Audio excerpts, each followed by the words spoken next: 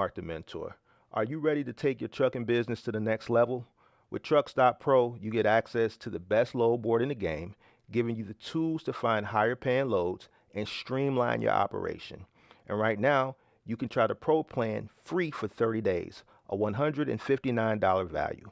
Click the link in the description to claim your free pro plan and start making smarter moves for your trucking business today. Warning: the following content contains strong language and may not be suitable for children. This content is primarily for adults, as this is a trucking channel and truckers have filthy mouths. Please don't tweak if I say. Viewer discretion is advised.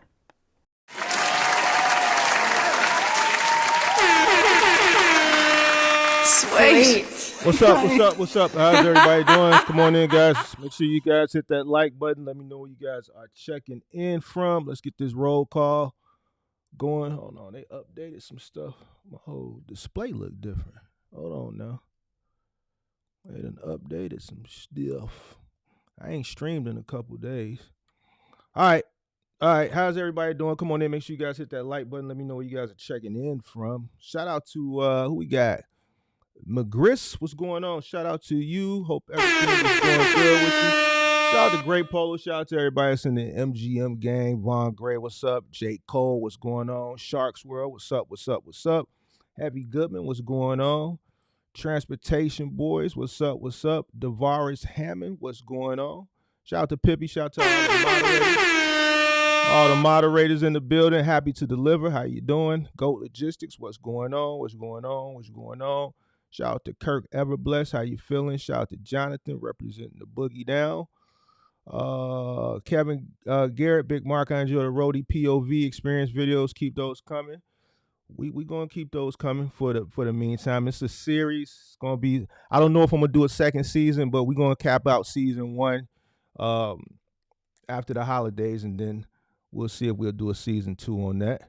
But appreciate you. Shout out to King Dave representing Buffalo, New York. Byron Gibson, what's going on? Happy to deliver representing Falls Church, Virginia. Shout out to Bill Bob. What's going on? How's everybody doing? Come on in. Make sure you guys hit that like button. Subscribe to the channel. Turn on all post notifications. All right. Been a couple days. I know you guys are used to me doing a stream daily, but I was in the field the past couple days. Had to get that field content while it was plentiful. You know, you guys like that field content, so I try to go out and get it every now and again. But it was important that I capitalized on, you know, the field content when volume was heavy. This week is it the 11th through the 17th. Walmart is having what they call Walmart deals, which is, you know, I think, you know, when I was there the first day, the second day, it slowed down now. The sale goes to the 17th, but pretty much everybody goes for the big TVs, and they sold out of those the first 2 days. So today it was dead, which is why I'm here doing a live stream.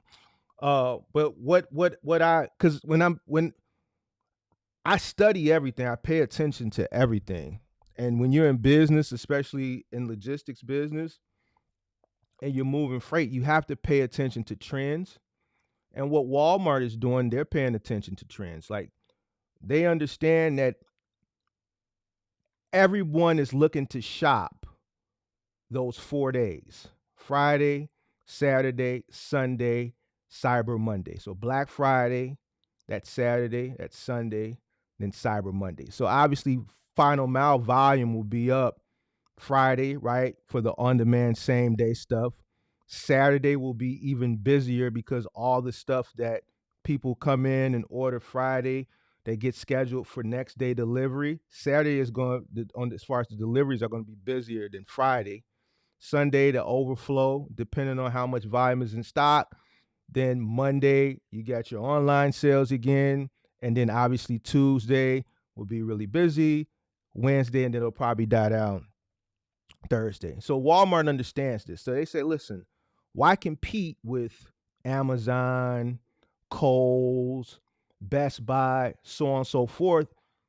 We might as well just do our sale and start our sale early. If we can get the jump on them 2-3 weeks ahead of time, now we don't have to compete as hard. Yes, we'll do a Black Friday and a Cyber Monday sale, but if we can do a big, huge 70% off sale 2 to 3 weeks prior than everyone else, we're going to make a lot more money because those customers now don't have a plethora of options. We're catching them 3 weeks ahead of time. So if I'm a customer and I'm looking to, shop Black Friday weekend, Cyber Monday weekend, I got a bunch of options. So now I'm price comparison. Okay, let me see what Best Buy got this Samsung TV for. Let me see what Walmart has it for. Let me see if they're selling it on Amazon. Let me see if Kohl's has it. Now it's just Walmart. All right, so they're getting a 75. The big TV was the 75-inch TCL for $398. So if you paid attention to the last two videos, you saw that's what you mostly saw in my truck was that TCL. It's sold out now. So, but yeah, so a good marketing play for Walmart, which was event 1.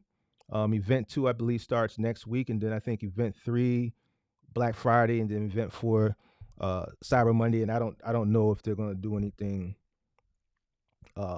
in December. But yeah, so to who was that earlier that said that whoever that was that asked about the roadie POV. So yeah, so that's what this series is going to be about for the next couple weeks. Obviously, event 2, I'll hit the street again, cover event 2 while supplies last, then I'll fall back. Obviously, event 3, Black Friday, I plan on shooting every day. I'm going to try to get those videos edited the same day so that they can get out the next day. So we're going to cover event 3, and then obviously we're going to cover event 4, and then depending on how December goes, that all depends. But I am going to cover and keep that series going for the rest of the month. Provides good content there, so glad you like it. All right, guys, come on in. Make sure you guys hit that like button. Subscribe to the channel. Let me know where you guys are checking in from. Today, we want to talk about working capital versus winging it. All right, so boom, I chopped up that $5,000 box truck lie, and it was received really good based on the views, based on the comments. There's a handful of people that not they didn't disagree with it, but they said they actually got started with $5,000 or less. And then my response to them was, well, how much cash flow did you have? And that's all I got. This is all I got so far. All I got is crickets. Nobody responded to that. One person said, well, I had to have another job or something like that. Well, here's the thing. If you get into the box truck business, you get into business to be a business person, or you get into it for a hustle. Because if you needed another job to withstand, that means you didn't have enough money. All right. So a lot of people are winging it out here. We got a poll up. Make sure you guys contribute to the poll. We got 60 people in here. We only got 26 likes. Let's get those likes up. And let's contribute to the poll. Are you winging it? Be honest. All right. So far, we got 22% says yes, they're winging it. We got 65% says no, they're good.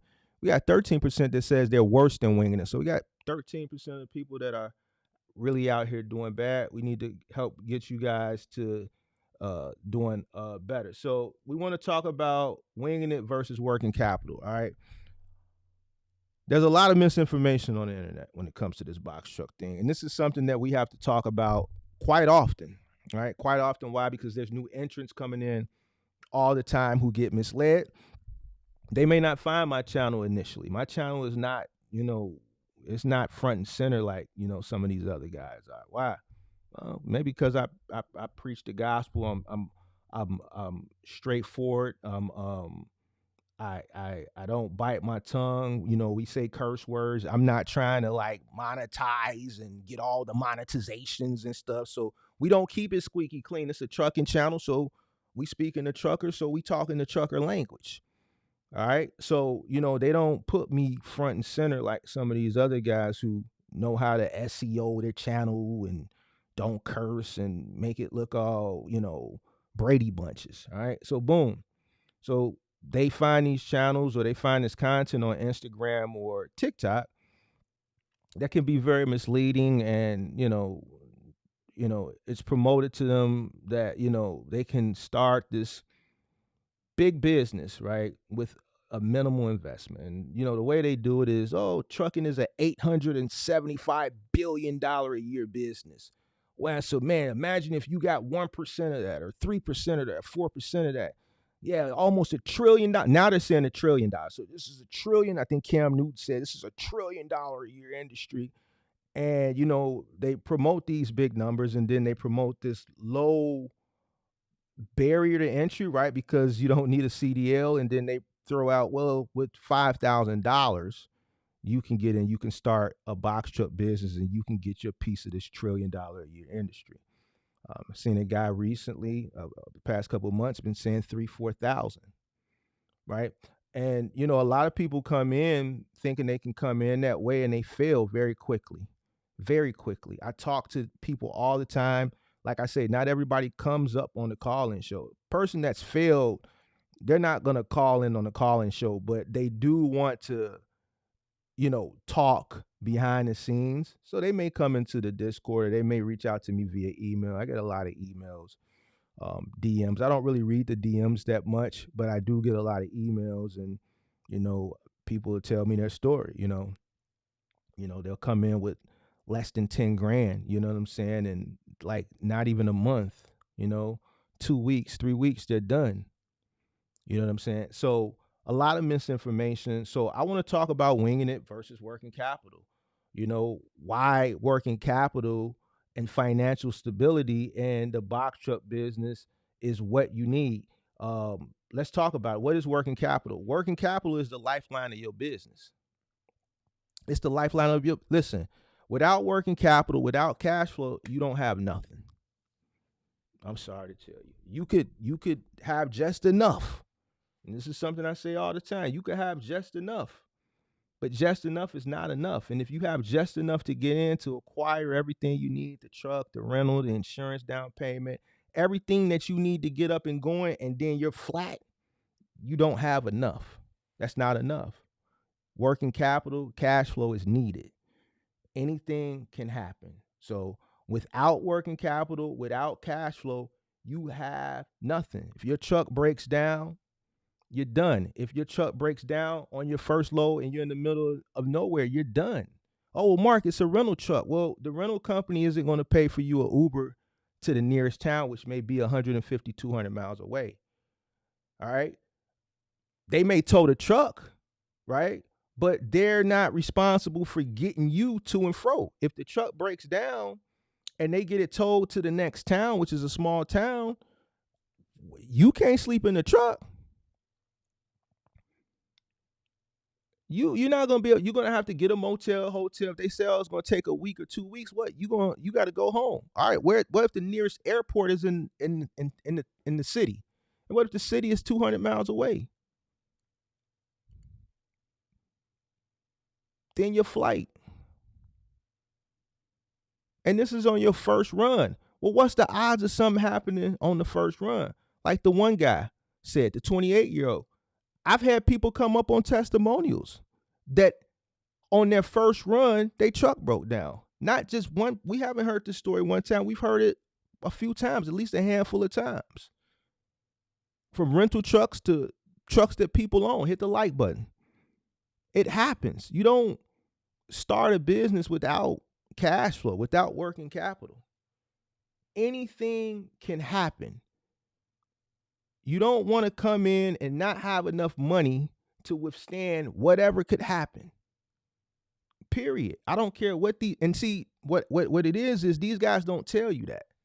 They tell you, oh, with 3,000, with 4,000, with 5,000, you can start your business. And that's all you care about. That's all you care about. But that's not how a good business person operates. A good business person doesn't wing it, especially at the beginning.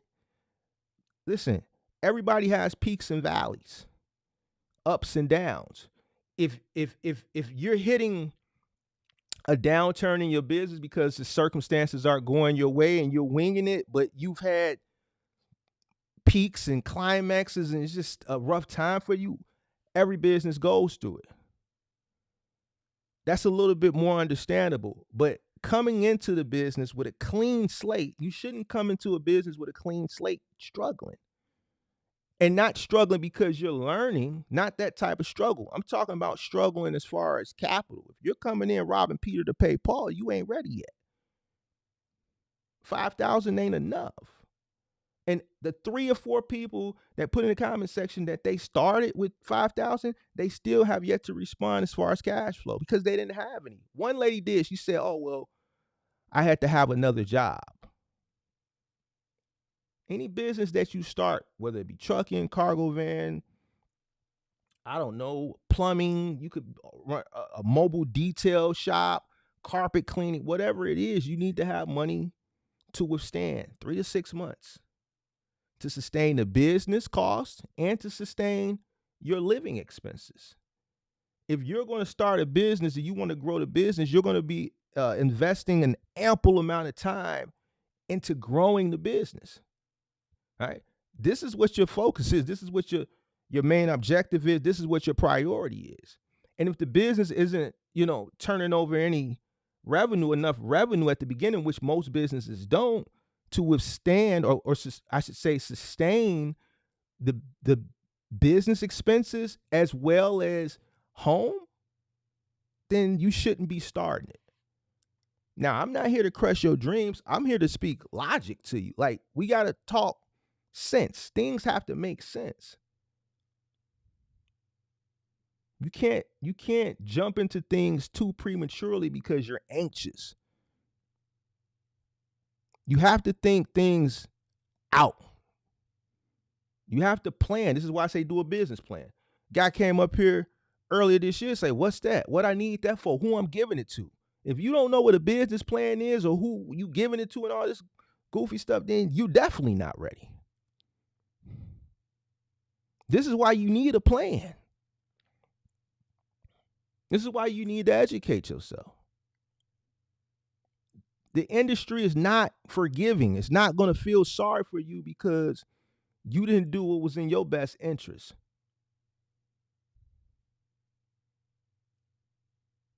It's just not. Like, we got to get over this whole passive. Like, I'm not going to pacify. I know your favorite content creators, they love pacify. That's why they always love shooting shots at Big Mark, but they never click that link, though. They bet not. I'm dangerous. See, I'm not going to pacify you.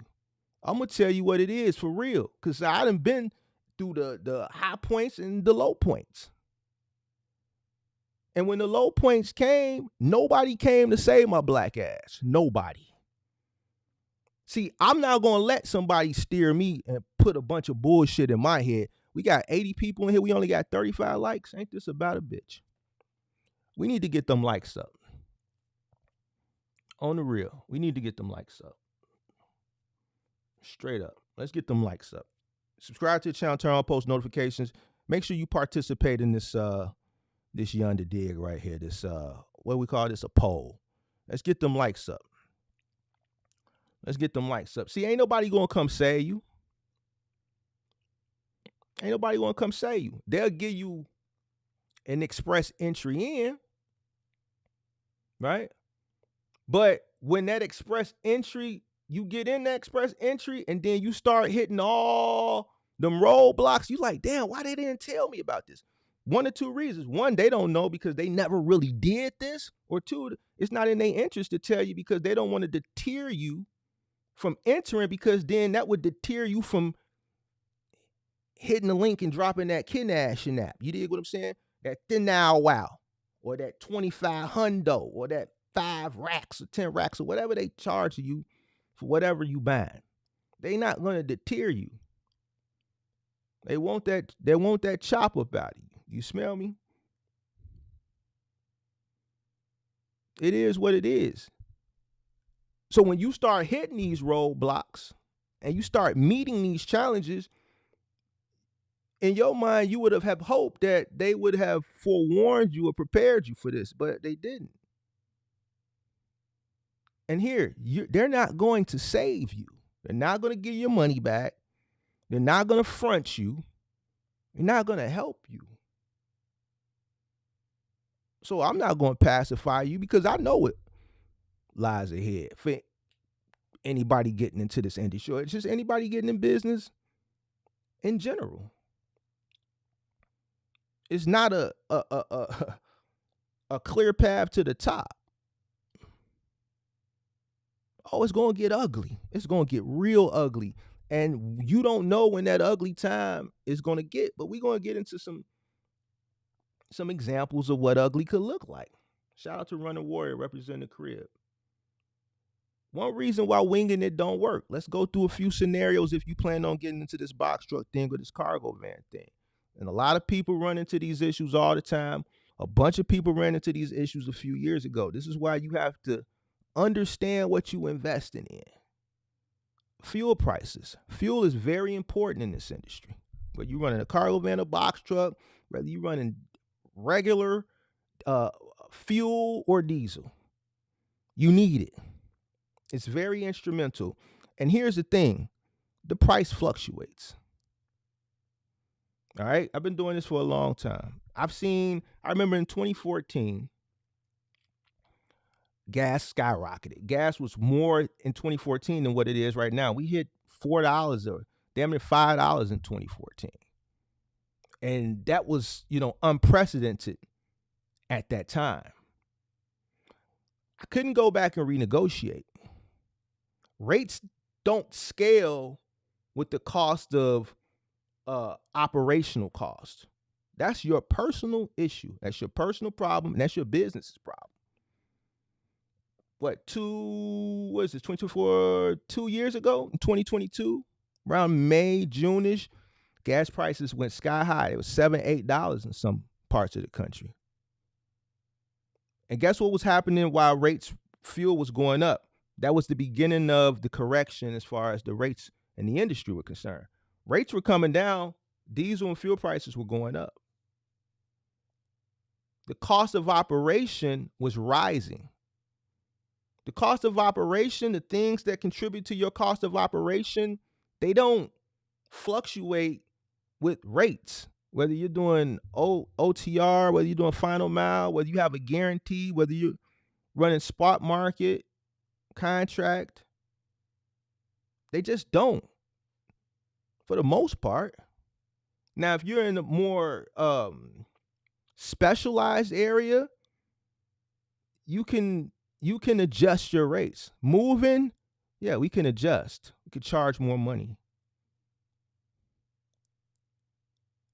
But if you're in a lane that's competitive, like running spot market freight, it's competitive. Competition, volume, supply and demand. All that dictates the rates. And guess what? The person who I always say understands this, who always tries ways to keep their costs low and is prepared for the unexpected,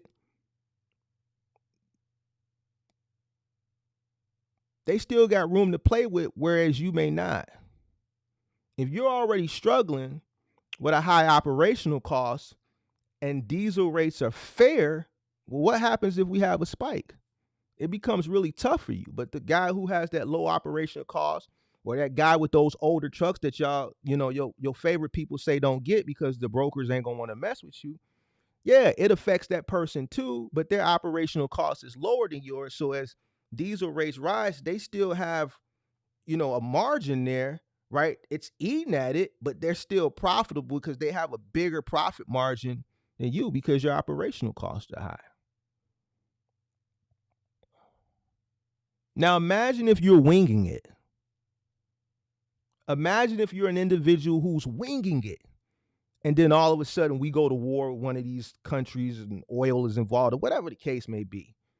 And then just prices just skyrocket out of nowhere. Then what happens is, I'm going to tell you what happens. You run to the internet and you start complaining. And then you start getting mad at me because I'll be like, yo, I don't want to hear that shit because this is business. What do you expect? Shit doesn't go your way throughout your career in business, or throughout your tenure in business. Shit fluctuates.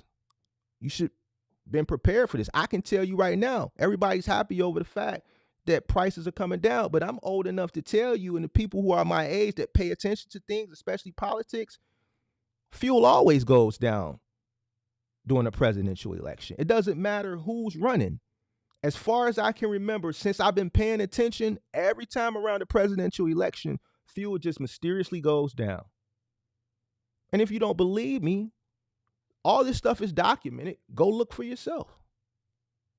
Go back every 4 years in October, going into the first week of November, around any presidential election, and pay attention what fuel prices and diesel prices were prior, and then as they got closer to the election, they went down.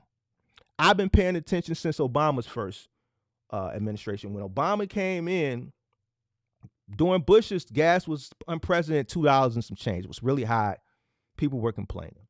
When Obama ran and he got ready to come in that 2008, as it got closer to that election, gas went back down under $2. I'll never forget it. And every 4 years, right around a presidential election, gas mysteriously seems to go down. But guess what? Goes back up again.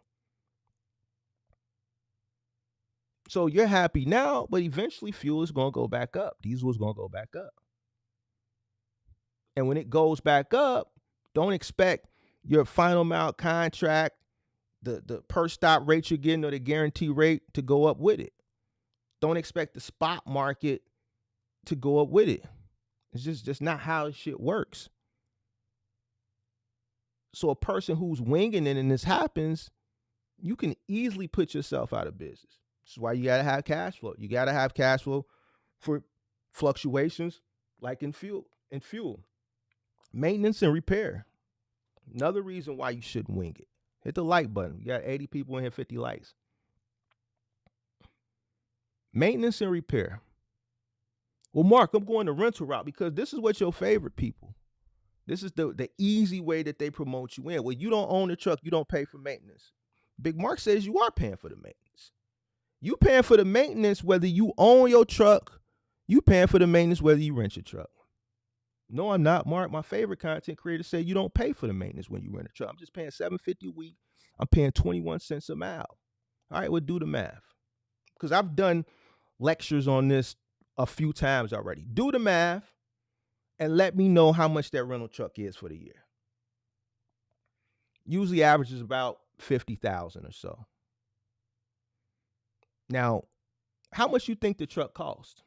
Them new. They ordering the trucks wholesale, thousands of units, direct ship. So they're not going to pay what you would pay. If you bought a brand new Freightliner or you bought a brand new International, or you bought a brand new Hino, Ryder, Enterprise, Penske, they're not paying what you pay. They're paying less, way less. You bought the truck the first year. All right, so you think you're not paying for the maintenance? Let's talk business. See, this is where I like to talk business. My content is really only for business people. The people who really can't understand, you just really not a business person. If you ran a rental truck company, what's the purpose of renting the truck? The truck makes money in every facet. Truck pays for itself in every facet. Penske, Enterprise, Budget, that truck recoups itself the first few months, first year probably. What you're renting the truck for, the maintenance is baked into the cost of the rental. You're talking about multi-billion-dollar companies. They know when shit is going to go wrong with the truck. They know every 10,000 miles it needs a PM. They know how much it costs for a PM. They know with the Hino, every so many miles, this happens. They know with the Freightliner, every so many miles, that happens. They know with the International, this happens all the time. The DEF system is this. They know. They already have the data from the previous year, the year before that, the year before that, the year before that. They have the data. They know what the maintenance costs. They know how to break that maintenance down to a fraction and bake it into every single person's rental cost.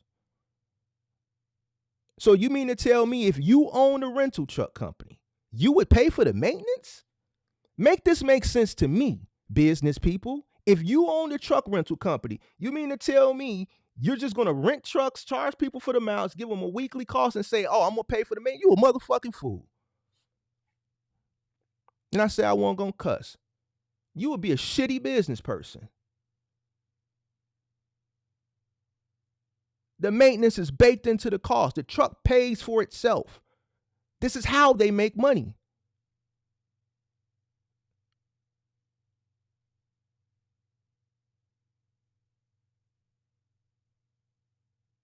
If you buy a truck,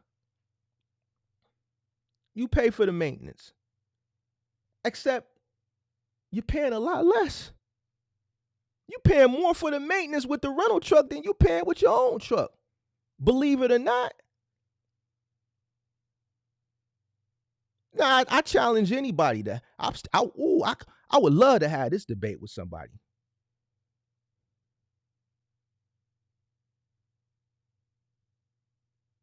If you owned a truck rental company, you mean to tell me you wouldn't bake the cost of the maintenance in? You would lose money for you going north. You mean to tell me you gonna let somebody go out and dog your truck? Because they ain't gonna drive your truck like if you would drive it. And you just gonna take the loss every year? How would the company make money? Look at how some of these people dog these rental cars, rental trucks. How would you ever make money? Not only are you paying for the maintenance, you're paying it at a premium. Maintenance and repair. So now maintenance on your own vehicle, winging it. Truck breaks down, middle of nowhere. You winging it. You ain't got no money to get nowhere. You ain't got no money to get home. You ain't got no money to get the truck towed to the nearest town. You ain't got no money to catch a flight. You just stranded. On the new. Why put yourself in that position? If the truck breaks down and you're renting it, yeah, you may not have to get it towed because they're handling that for you, but you still got to get where you need to get to, and it's going to cost you money. If you just had enough money to get in and this shit happens to you right out the gate, what are you going to do? Look at the news right now. Let's keep it a buck. Look at the news. Hit the like button. We got 83 people and we got 55 likes. Hit the like button. Contribute to the poll. Subscribe to the channel. Turn on post notifications. Look at what's going on in the news. We had 2 incidences over the past couple months where 2 black truckers have come up either missing or dead, one hung from a tree in some of these sundown towns. Now you out here winging it on the new in a rental truck, no money. Truck broke down to the fact where your cell phone signal is in and out, you in the middle of nowhere.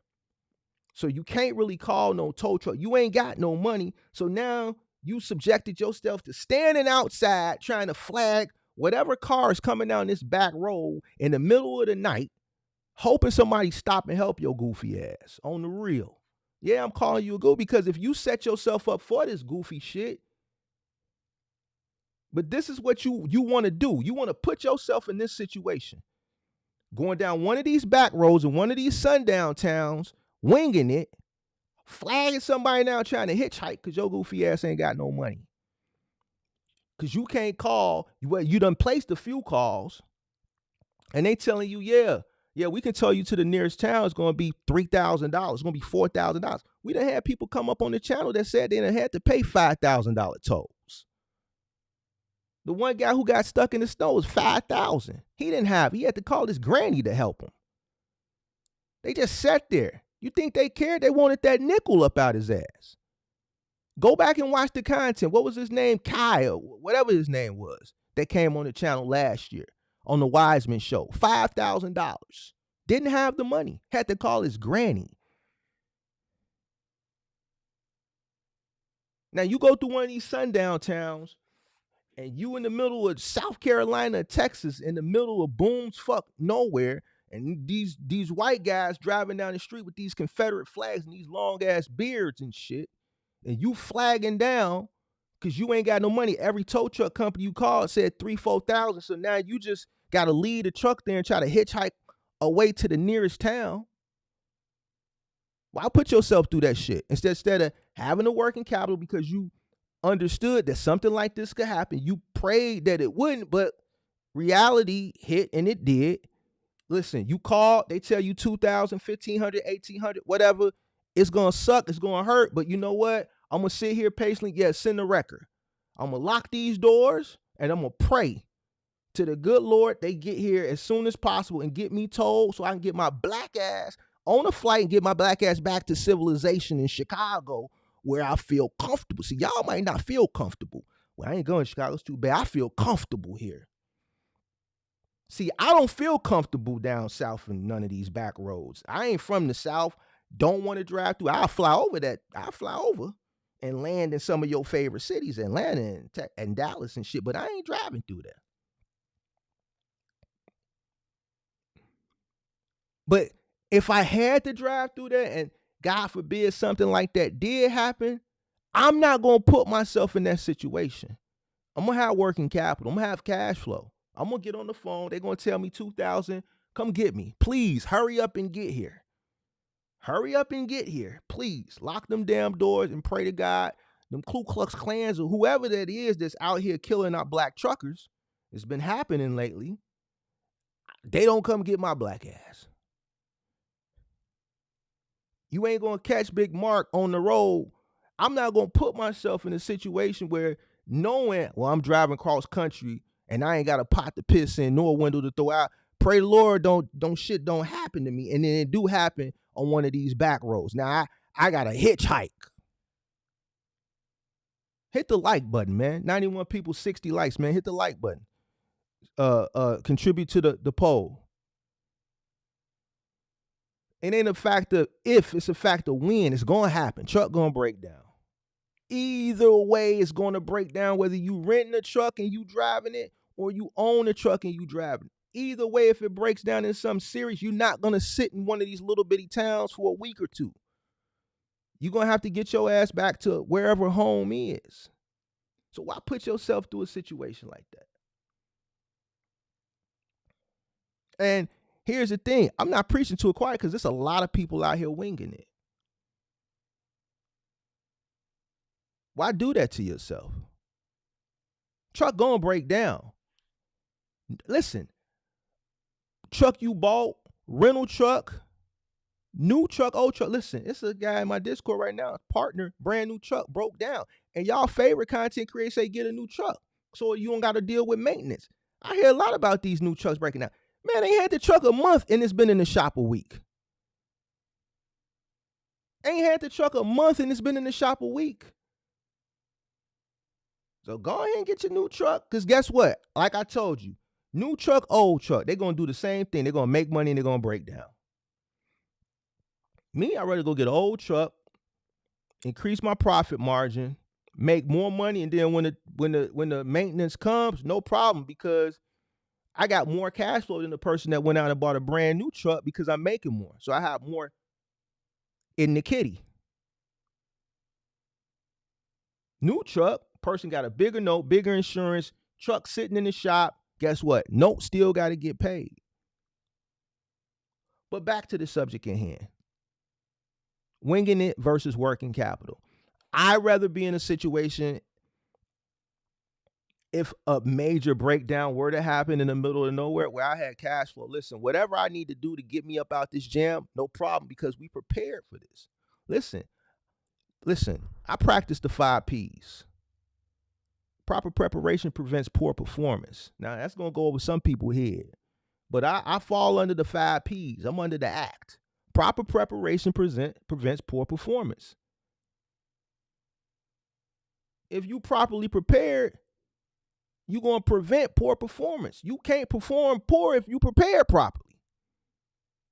Proper preparation prevents poor performance. The 5 Ps. Get under the ACT, man. Some of y'all need to get under the ACT. Trucks ain't immune to wear and tear. It's going to happen. And I'm going to keep it a buck with you. It's more likely to happen in a situation that presents, or a situation where, or a location where you would not want it to happen at. You hear the stories about people's truck breaking down in the middle, especially the OTR guys in the middle of the nowhere. It never happens when you're in a major town or nothing like that. It's always in the middle of nowhere, especially for y'all guys on the new that's driving in the nighttime. We got 108 people. We got 67 likes. Let's get those likes up. Hit the like button. Hit the like button. Subscribe to the channel. Especially y'all guys driving at night on the new. Why set yourself up that? Like, last thing I want to hear is you hanging upside down from a tree. Like Buddy from the crib, they found him where they found him at, in North Carolina, South Carolina, and then they just found somebody in Texas. That's 2 truckers in the past how many months? Come on, man. Let's use our head. All right, let's talk about seasonality, winging it versus working capital. Listen, here's something that a lot of new people don't understand. Seasonality. The industry fluctuates too. The market fluctuates. The volume fluctuates. Depending on what you're doing, you may be doing something that's seasonal. Do you got working capital to withstand the seasonality or during a down season? Are you putting money to the side with a downturn in the season in mind? For all the new people who don't know any better, that this is their first year and they haven't uh uh been through a Q1 yet, your first Q1 is right around the corner. Oh, wait till January get here. If you on the new and you ain't experienced a January yet, you just came into the industry this year and you ain't experienced a January yet, wait till January hit. I hope you got some cash flow. I hope you ain't winging it. Because if you're winging it now, in January, you're going to be done. If you struggling now, you're going to be done. Winging it versus cash flow. Winging it versus working capital. This is why you don't come into the business winging it. Some people come into the business that didn't study the industry. They come in the industry during the down season. And that's fine if you got the working capital. But if you don't got the working capital, you come in winging it in the down season. Here's another reason people exit be really, really quick. Because they didn't do what was in their best interest. They didn't do their research. They didn't understand what they was investing in. I'm only talking to like real business people. I ain't really talking to like the people who like believe in myths and shit. If you like believe in myths, this ain't the channel for you. If you a realist, then I can work with you. If you not a realist, I can't work with you. You dig what I'm saying? If you not a realist, this ain't the channel for you. I can't work with you. I need people that want the real. If you want like fairy tales and like if you like to role play and shit like that, I'm not finna sit up here and role play with your ass. On the real. I'm gonna give it to you straight. Why? Because here's the thing why people mess with me. Because I give you the good and I give you the bad. It's good to have the bad. You know why? So when it happens, you heard it before. I've already told you what's going to happen. I've given you a plan to either avoid it or to get through it. It's coming. It's going to happen.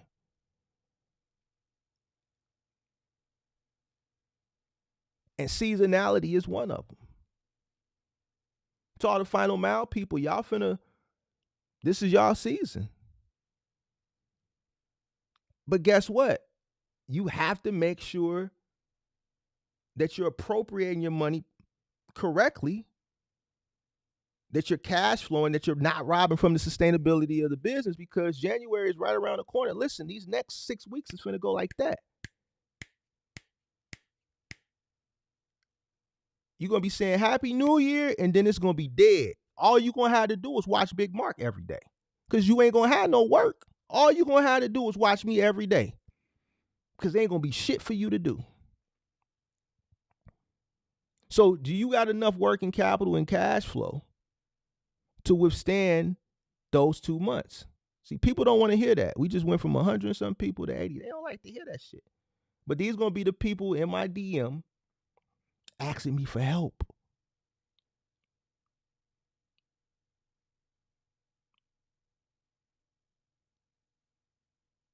In 2 months, well, not even 2 months, a month and a half, it's over with. Everybody done bought everything. Everybody's on vacation. There's nothing to do. Everybody spent their money. Q1 is always slow. You got some people that's going to be making money, right? The final mile guys, right? And as it's coming in with this volume, they're going to be spending it. As soon as it come in, they're going to spend it. Especially the new people. You already winging it. If you're robbing from the sustainability of your business on the new and you're not contributing money to cash flow, you already doing yourself a disservice. You're going to need that cash flow to withstand January and February.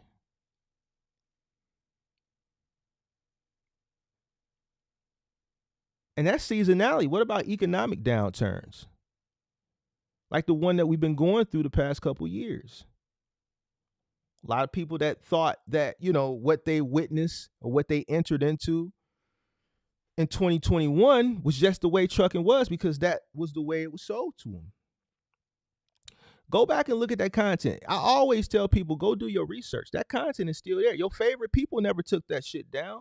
Go look at their sentiment then and their sentiment now. Go look how they have transitioned from charging people $20,000 for mentorships because they knew people had it to now doing subscription-based monthly mentorships, $200 a month. Why do you think these people do that? Because they're going to lower their cost to still get your money. They still going to prey on your ignorance. Why be ignorant when the information is out there?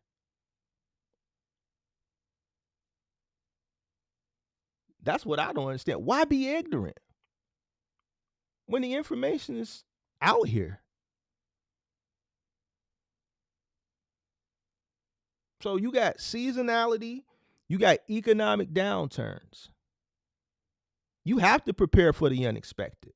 Not everybody has the ability to forecast markets.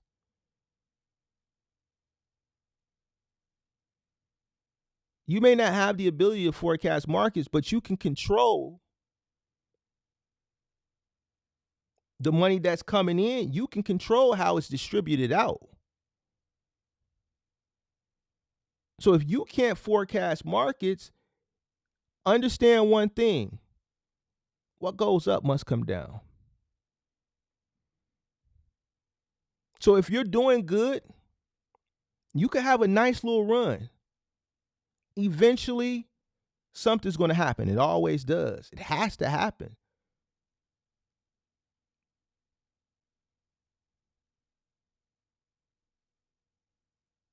And when that crash happens or that economic downturn happens, which economic downturns, people look at them as bad things, but they're actually healthy. I look at them as healthy. It presents opportunity. And this is how a business person thinks. Why? Because we prepare. When everything is good and hunky-dory and all that money's coming in, yeah, we taking advantage of those opportunities. We putting that money to the side. So when the crash comes and everybody that didn't do what was in their best interest, we come buy their assets at a fraction of the dollar. So we come buy all your assets, right, that you no longer could afford because you didn't do what was in your best interest, like a lot of people in the pandemic didn't do. We come buy your shit at a fraction of the cost for the low, though. And we ride it back up to the top. Wash, rinse, and repeat.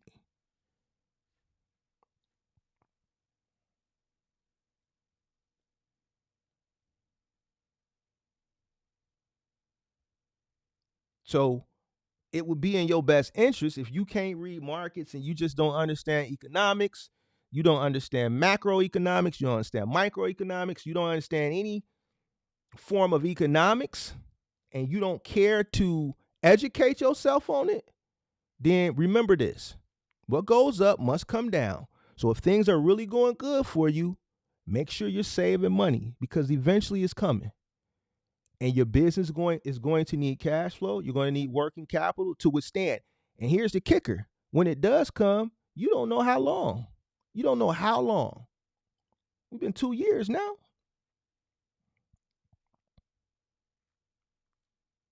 It's been 2 years now.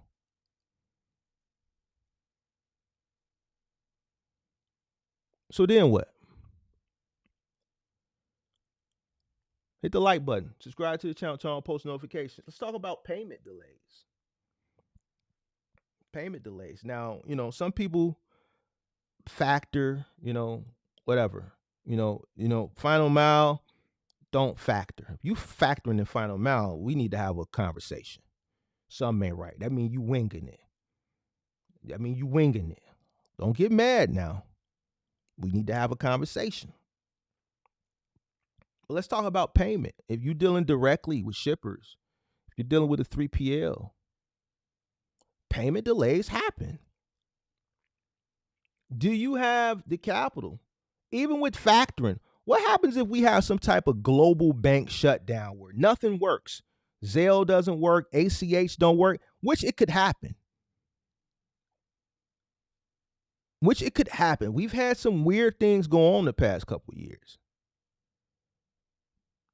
They might do a test one day to see, what if we just shut down all the banking transfer platforms just for 48 hours, just to see how people respond. They do social experiments like that all the time. Y'all think it'd be something, the way they tell it to the public, oh, AT&T is down, or this is down, or what's down, when the whole time it's some type of social experiment to see how people will respond so that they can prepare just in case it did happen. Just in case one of these countries hack into our system or some shit like that and shut our whole money transfer system down. Remember they shut down the EBT a couple years ago? Y'all think that was like the system just crashed? No, that was done by design. They wanted to see how everybody on public assistance at EBT would respond. When was that? Like a year or two ago? They wanted to see how everybody would respond. Hit the like button. This is why you got to have working capital. Let me tell you a story. I told this story before. I had a contract with Dynamics. I was running 6 trucks for IKEA, 3 in the morning, 3 in the evening. Guarantee, $500 a day per truck, $600 a day on the weekend. Right? So Monday through Friday was a guarantee of $1,500 in the morning, $1,500 in the evening. So $3,000 a day. On Saturday and Sunday was a guarantee of $1,800 in the morning, $1,800 in the evening, $3,600 a day. Now do the math on that. They didn't pay me for 3 settlement periods.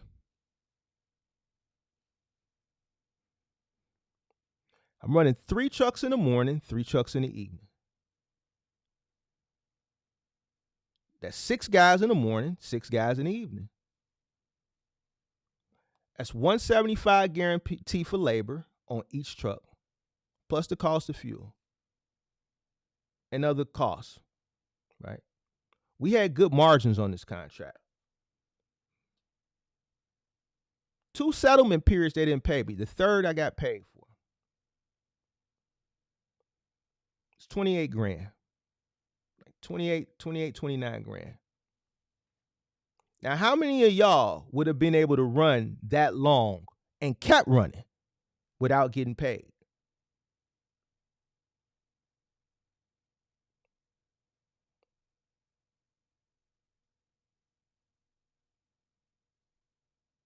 Each settlement period cost me about 8 grand.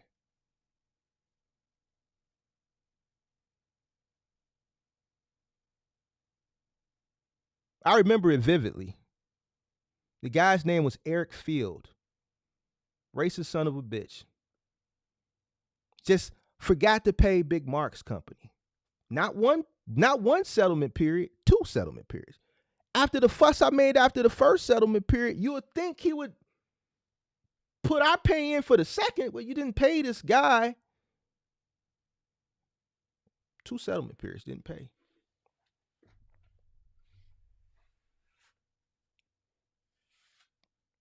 A lot of people wouldn't have, after the first settlement, and it's payday, and you don't see nothing from Dynamics with T-Force, you wouldn't have sent your trucks. You wouldn't have sent your trucks probably because you would have been mad, which you have a right to be mad. I was upset, but you would have let your emotions play in. Or 2, or a combination of both, you just wouldn't have had the capital to keep running. Because guess what? Just because you didn't get paid, and this is for all the people who want to scale. This is one of those things with scaling. Just because you didn't get paid, all those guys still had to pay them. It's not their fault. They work for me. They don't work for them. I still had to fuel up those trucks. The insurance still need to be paid. The tolls. Them trucks was going to Woodridge every day.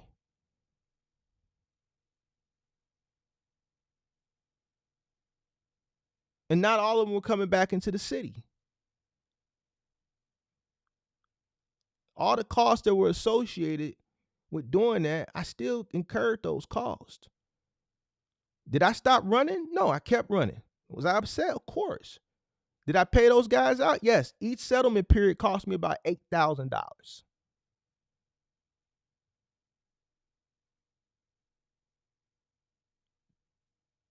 That's why when you have people come up on the channel that used to work for me, like Rob, man, Mark was an asshole. Mark was this, never had no issue with money. The last thing you gonna hear, man, he didn't pay us. Man, they didn't pay him, so he couldn't pay. You're not gonna hear that. You know why? Because I understand that can happen. And that wasn't the only time it happened because they didn't pay me the next settlement period. Now, after this next settlement period, I had to go to corporate. Third settlement period, we got paid. How many people would have been able to withstand that? It's about 16 grand that I paid out of pocket.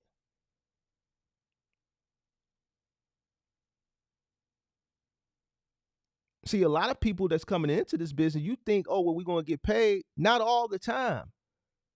And here's what separates real business people from wannabes. Let's keep it a buck. It's a lot of companies that keep running, vendors that keep running, and the person who holds the contract, the shipper or the 3PL, or even just let's get out of trucking. People who are vendors in other industries keep supplying their customers, and their customer be 30 days or 60 days late. They just keep invoicing them.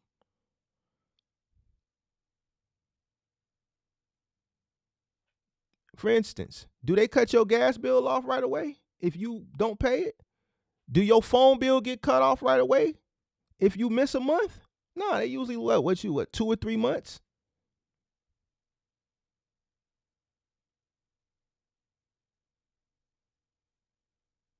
If you can't withstand, you get paid every week, and something happens, whether it's at their fault or not. These examples that I'm giving you from my case, that was their fault. It was done deliberately. But what if it's some type of, tech issue, which happens? Can you withstand, or are you a winging it type of person?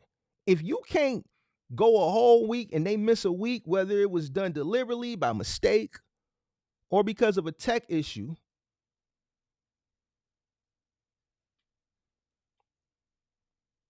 you're not ready.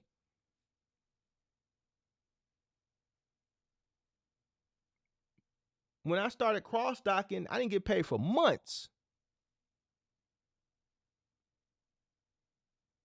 I didn't get paid for months. Months.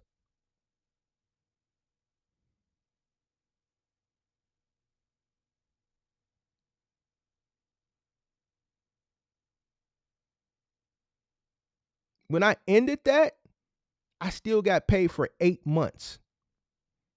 That's how much money this company owed me. So imagine how much work was done without getting that money being recouped a week or 2 weeks later. After I stopped cross docking, Nonstop paid me every week for 8 months. This is how much money they owed me.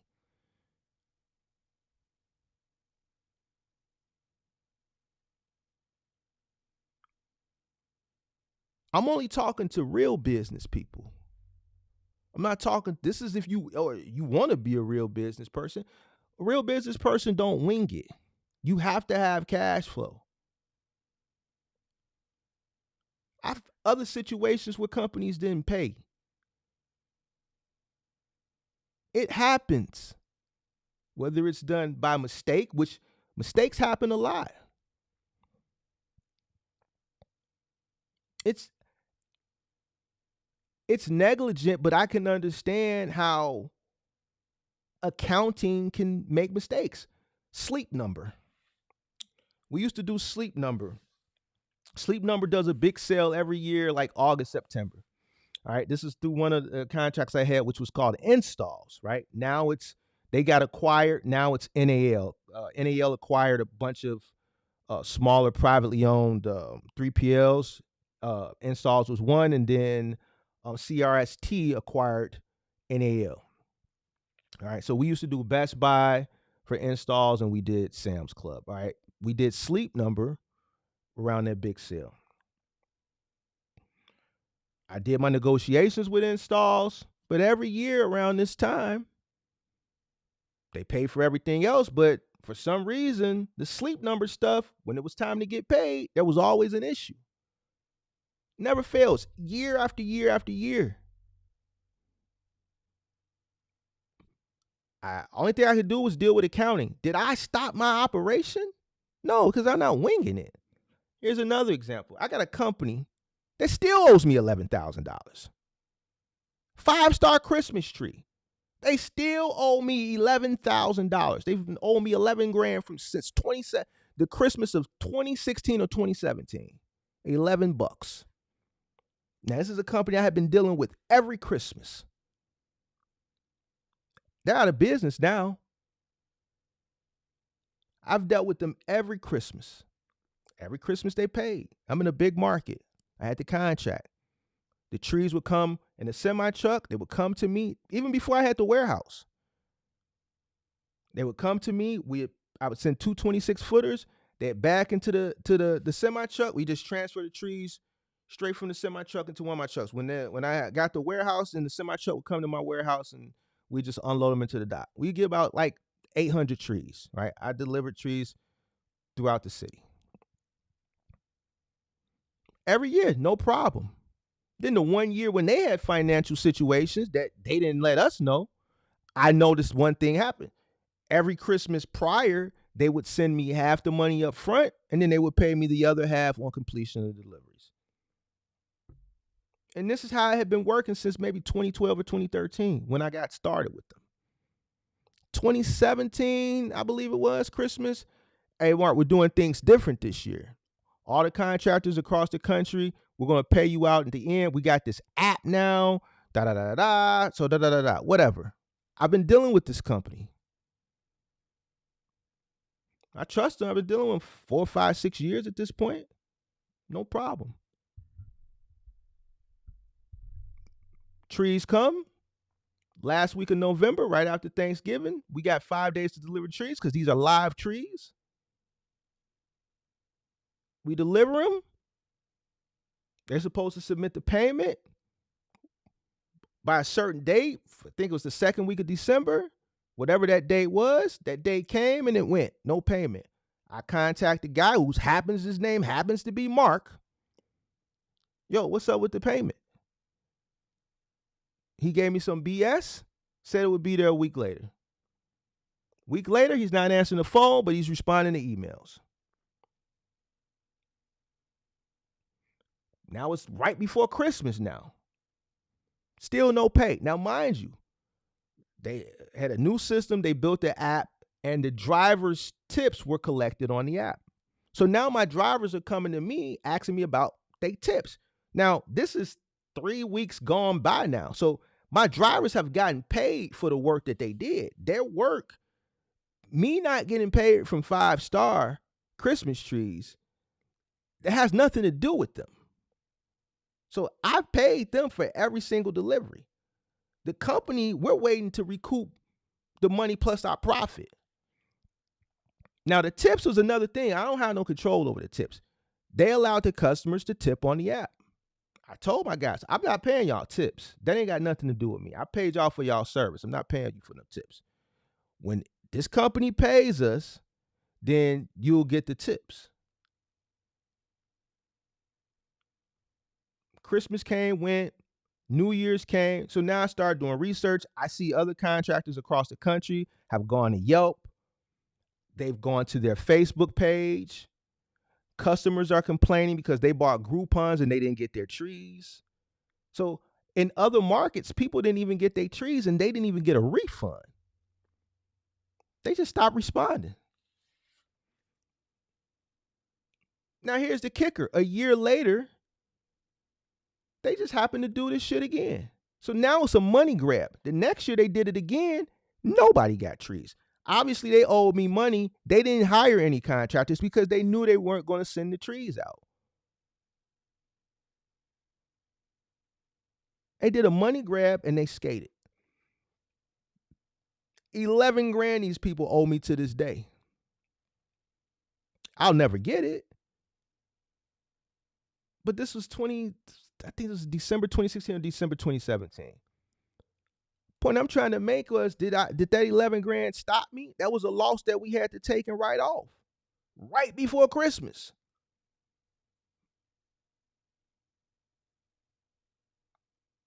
Now, what if I was winging it? Which would have been a goddamn shame for a person who had been in business at that point 7, 8 years. That shit, I'm winging it at that point. All right, I wasn't, but that's a loss right around the holidays. I mean, we wrote it off. That's all we could do. We wrote off the loss. I paid the labor.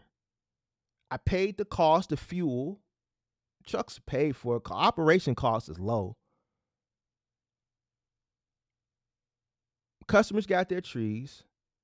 The customers who needed replacement trees, and the customers who paid for the reverse logistics for us to come back and pick their trees up and take them to the tree disposal. Obviously, we didn't provide that service because we didn't get paid for the first service. But I fronted, my company fronted that. Cash flow is what covered that. Working capital is what covered that. This is business. This is what happens in business. So when people say all this 3 and 4 and 5,000, that's bullshit. And I may be talking more advanced because we're talking about a person who's at scale at this point in comparison to a person who's on the new, but still, that was something that was unexpected. I've been dealing with these people for years. I expected them to pay me.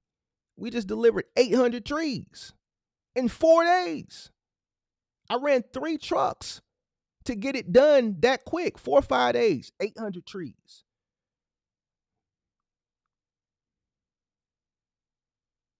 It's a one-man job. But I put 2 guys on each truck. I lowered my profit margin. Why? Because I wanted to get the trees out. They were taking up too much space in the warehouse, and they're live trees. They need to get in water. And on top of that, when the trees get to the stop, the driver or the helper has to cut a 1/2 inch off the bottom. You have to do what's called a fresh cut. Cut a 1/2 inch off the bottom. So I got a driver, I put a helper on there, do a 1/2 inch cut. I had to buy we have been doing it for years and years, so I already had the chainsaws. But guess what? Got to put gas in the chainsaws. That's another cost. I wanted to get the trees done quickly. So I lowered my profit margin. I put an extra guy on each truck, which means there's another guy I had to pay.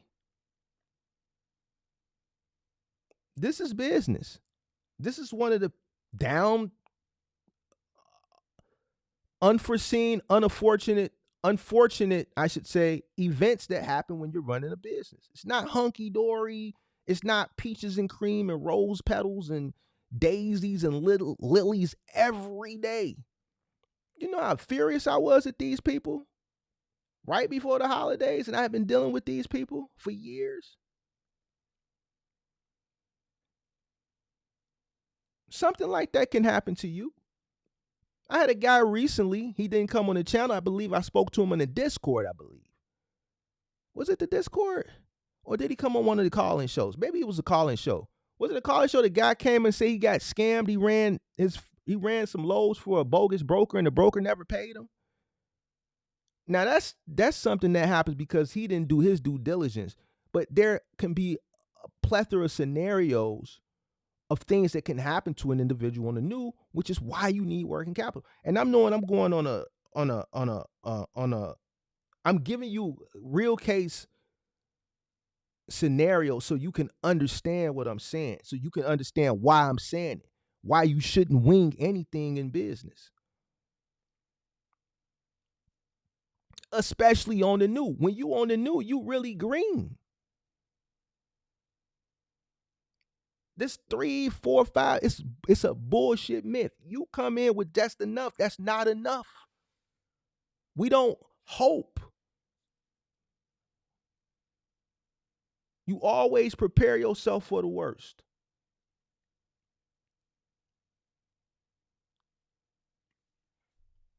So Don't think you're going to get paid all the time. People will not pay you whether they make a mistake, whether they do it deliberately, or whether there's some type of tech issue. You have to be prepared for it. All right, let's talk about the benefits of working capital. You know, because I just give you a bunch of reasons why robbing from the sustainability of your business and robbing Peter to pay Paul, it's just not what you want to do, especially on the new. And here's another thing. These high interest loans, these credit cards, I said this before and we got into a deep debate. I think it was, if I'm not mistaken, it was Kenneth. Don't do it. If you're trying to build a business off high interest loans and and credit cards, you tweaking. This is why you want to have working capital. If you're going and you're using high interest loans, payday loans, credit cards to cash flow your business, you're tweaking. Credit cards and loans, they're there not to sustain your business. They're there for growth. And me, I don't even recommend them for growth. I tell you cash everything. Cash is king. I tell you, and one of the reasons why I tell you is because there's pitfalls in business, especially in trucking. You don't want nothing hanging. You want the least amount of debt hanging over your head as possible. Anybody that tells you this shit, tell them to bring their ass over here. I would love to have a conversation with them.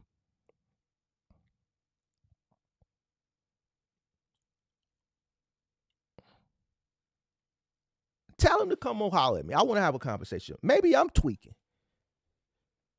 Or maybe I got lucky like that. The one guy said, man, Mark, you got lucky. You got lucky. No.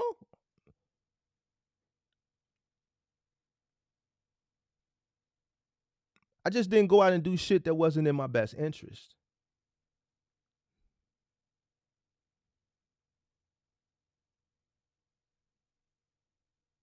That's what I did.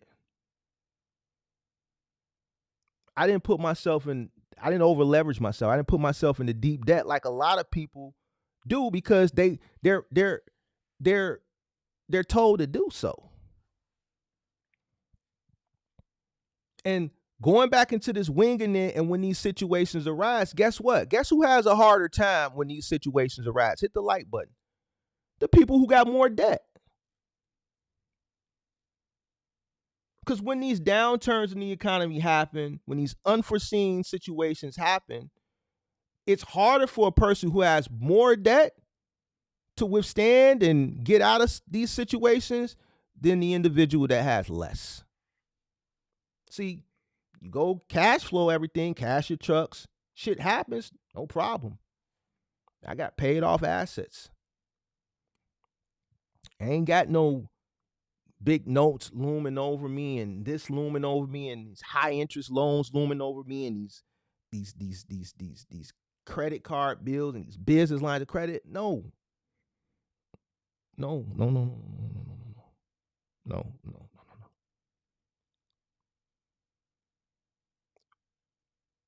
You know why? Because you knew it was going to happen, so you prepared for it.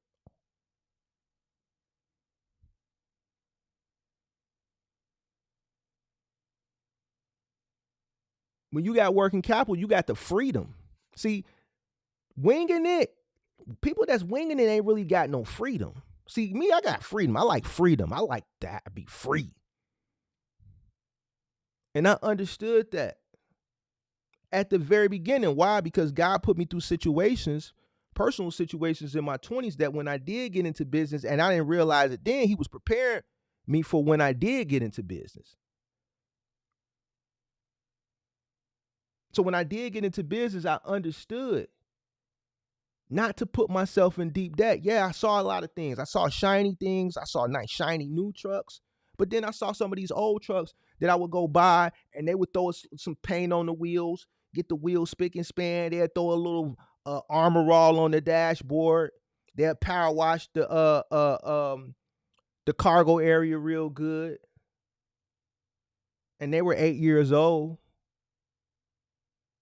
But that's the route that I decided to go because I could buy those trucks cash, which would allow me to make more money because I didn't want to go out and spend an ample amount of money with still a lot of uncertainty because I was still, even though I was 3 years in when I first started buying them trucks, I was still new.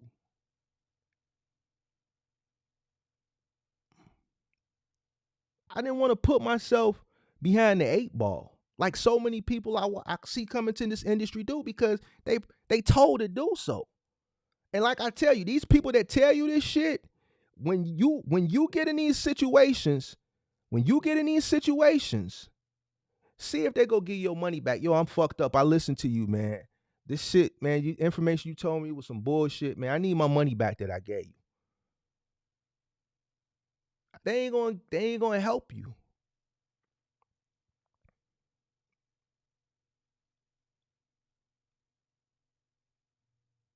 Why put yourself in a tough situation? Instead of being patient, putting yourself in a great situation by doing what's in your best interest. Come in affordable. Come in with something that when things do arise, it won't be too detrimental on you. You can still float and stay above water. And you should practice that in business and in life.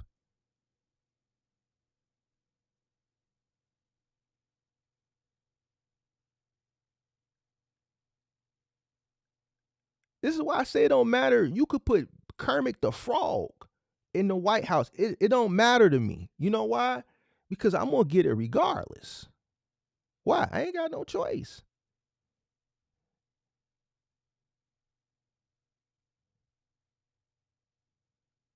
Brandon Johnson, yeah, we doubling property taxes. So all my properties practice is doubling, I guess, next year. I got to deal with it. I ain't finna run and say I'm moving to North Carolina. I'm still be in the crib. I'm still on here in the city of Chicago. Shit gonna happen. Why? Because I haven't gone out and did things that when shit like this happen that's beyond my control, it's gonna be too detrimental to me that I'm gonna be underwater.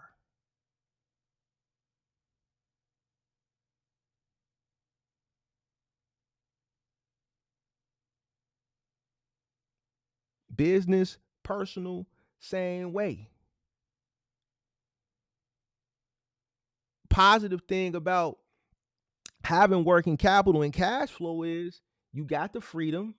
You're not operating out of desperation like a lot of these people that want to wing it because they want to come in with this little bit of amount of money, right? Which is really not enough money. But when opportunities present themselves, they can't even take them opportunities because they don't have the startup cost to get them started.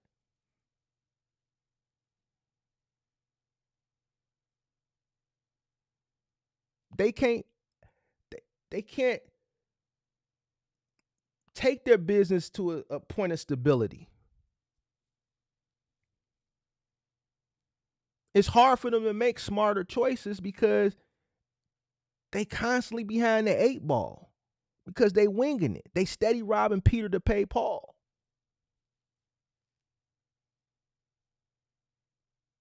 They got a day-to-day mentality instead of a long growth mentality. And this is to the people who just happy with getting by and winging it. You like the analogy that I gave last week. You the type of person that go down to the gas station every morning and buy you a pair of gas station drawers. You a day-to-day person.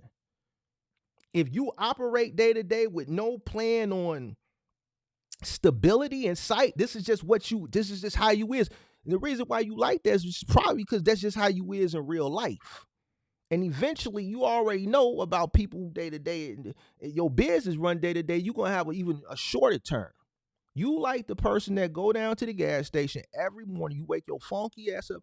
You go down to the gas station. You get you a pair of drawers, and you tell them, "I keep. Let me get a white T neck, a white V neck, size small, and let me get a pair of drawers every day." You ain't no different from that person. No plan or nothing.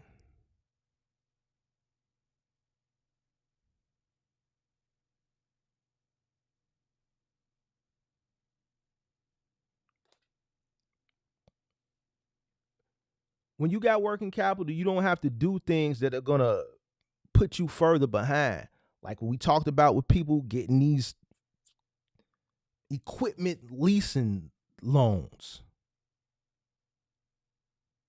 all this high interest shit, going to Perco and all this shit that these people do, and Top Mark. When you got cash on hand, you don't operate out of desperation. What leads people to do these things is desperation. One, because they really didn't do it in the best. Listen, on the new, the only thing you have to do is exercise some more patience and some hard work. No matter how excited and anxious you may be to come in, if you enter too prematurely with just enough money to acquire what you need to get going and you have no working capital, you putting yourself behind the 8 ball. It's not your time yet. You still not ready. You still need to build up that nest egg, that bag. So then you find yourself making moves out of desperation because now you get in with just enough, and then but you still spending. And see, that's the thing. People they get just enough, they go to the load board, then they get out there on the road and they still spending. Why? Because there was a bunch of shit you missed.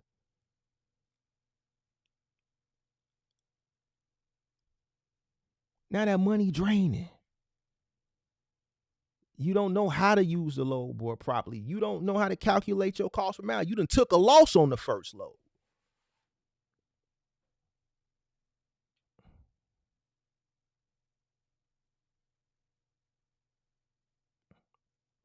So then you have to turn to using your credit, or you have to open up. You go get a payday loan or some shit. Like I've talked to people that done went and got payday loans. Hit the like button. Hit the like button. They had to go get payday loans on their cars and shit. Title loan. Who's that? Zoe. One of the people had to go get a. Was it Zoe? Somebody came up on one of the testimonies, one of the call-in shows earlier this year or last year. Had to go get a title loan. No, it wasn't Zoe. Who was it? I forget who that was. Had to go get a title loan. Why? Didn't do what was in their best interest. Loans should be for growth, not survival. If you come in on the new and you're using credit for survival, you already losing. You tweaking. You tweaking. How you on the new? You ain't went through no traumatic events. It'd be different if you already running and something traumatic happens to your business. You were running a successful business, something traumatic happens. It happens to businesses all the time. And then their cash flow gets drained for one reason or another. It happens. And then you're winging it because you're trying to get back on top. That's one scenario. We're not talking about that. We're talking about a person who come in on the new. On the new. You could have exercised some more patience and made sure you came in with enough working capital. You come in on the new and you already robbing Peter to pay Paul, borrowing, broke, dirty, starving, and gang banging on the new. How is that possible, Sway? When all you had to do was exercise a little bit more patience, work a little bit harder, go get your ass a second job, stack a little bit more, a lot more, a medium amount more bread, whatever you needed to stack, so that when you did enter, you got what you need, but you got enough money to withstand whatever throws your way over the next 3 to 6 months, as far as within the business and your personal living expenses. Because you want to come in up here. I always say come in down here and work your way up here. That way you don't have to deal with what a lot of people that come in up here winging it who don't have enough working capital are dealing with, which is the people who I'm really talking to. Most of y'all want to come in up here. A lot of y'all don't want to work your way up because it takes too long. Y'all don't want to go through the process. Y'all want to just start running right off the bat, but then the problem is you ain't got enough bread.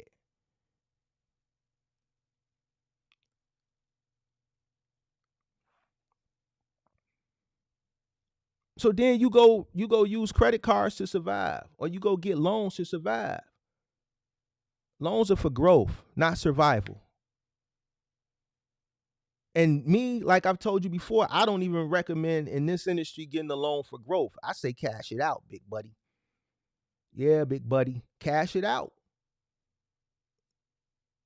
Shit happens in this industry. I've seen it happen a multitude of times. The less bills, the less bills, the less worries.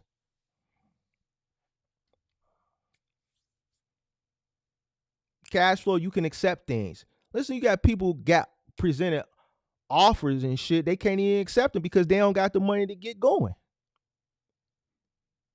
Somebody presents you with an opportunity. You talking about, man, can you front me some of the money up front so I can get a little diesel so I can get there? Like, you ain't no business person. Like, it's companies out here that wait 30 days, wait 60 days, wait 90 days. Yeah, you an independent contractor, but you should still be able to get a job done and not need some type of upfront money. When you present that to a person who's presented you with an opportunity, you're gonna get hit more times than not with the, all right, let me get back to you. Because now to them, you're a risk. Man, you can't do this little small ass job for me. I just need you to go 100 miles. You need some upfront money to go 100 miles, big dog. Oh man, no, I don't want my shit on your truck. No, we're gonna find somebody else. We'll just pay them once on delivery. Yeah, it's people out there like that. There's people out there like that. Don't got the money to get the job done. On the new. We talking to people on the new. We only talking to on the news. On the new.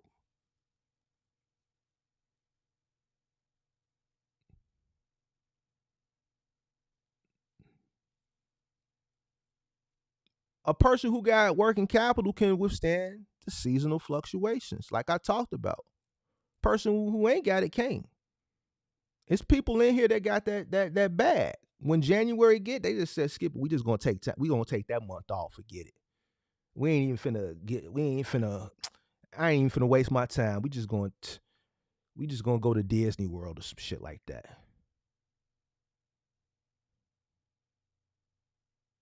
Ain't gotta worry about the stress of, damn, man, ain't no lows, man. This shit ain't. Oh my God, this is stressful. Ain't gonna worry about that. You know why? Because what's known was already understood. And proper preparation prevented poor performance. See, they not performing poorly because they was already properly prepared because they knew it was coming. You ain't got to be scrambling and shit like that. Business going to remain steady. And when things turn around, end of February, beginning of March, we ready.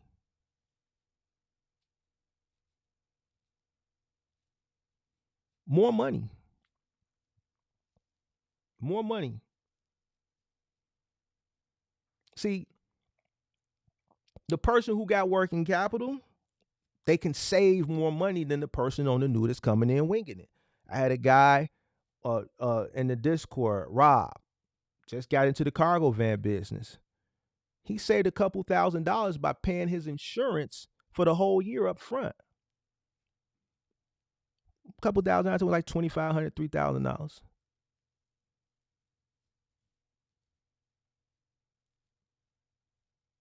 You get prepaid discounts.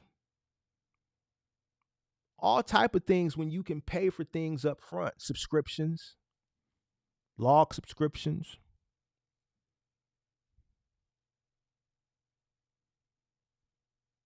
And these savings help your profit potential go up. Anywhere you can save, you want to save.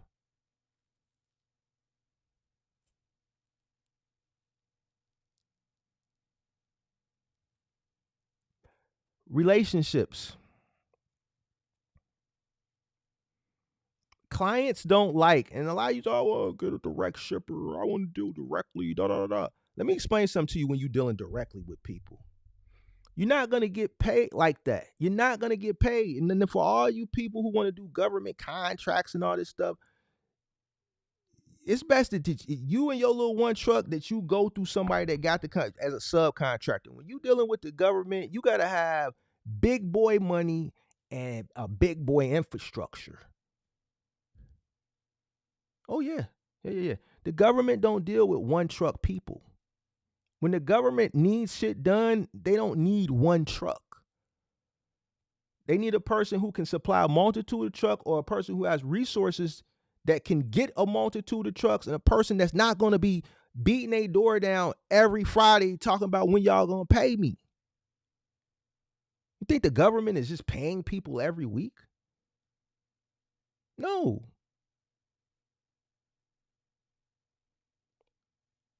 Y'all get sold on that shit too, or your government contract. No, you're not. No, you're not. That's why you don't see a lot of people running around talking about they got government contracts. The only people you see running around here talking about government contracts is the people that tell you to hit the link. Let me show you how to get these government contracts. So don't nobody never get no government contracts. You know why? Because when you try to go get government contract, they want 100 trucks. You can become a subcontractor through one of the people who get the contract that the government paying them, and they got that big ass bag that they can pay you, and then they can wait to the end of January. Well, this Q4 right now, so all the Q4 money ain't gonna get paid out to the end of January. See, they got millions to play with. Man, we gonna pay all the contract. We got the contract. The contract is for $8 million. All right, it's gonna cost us $7 million to run it. We're gonna profit $1 million. All right, we're gonna get paid that into Q4. Accounting takes 30 days. We'll get that money into January, beginning of February. See, they got money to play with. They not gonna be beating the government down. Hey, when y'all gonna pay us that money?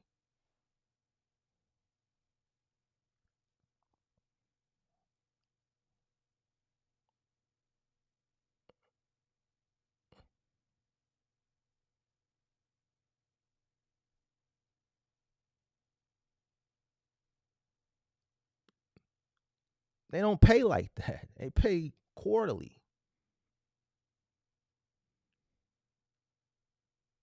Now I can go a little bit further, but yeah.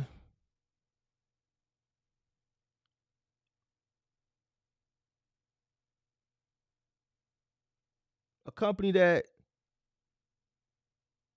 is financially stable is a more reputable company.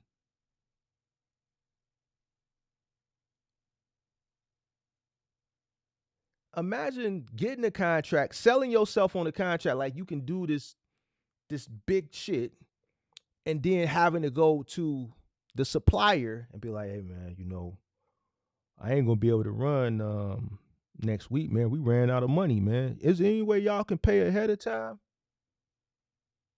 They're gonna be like, what?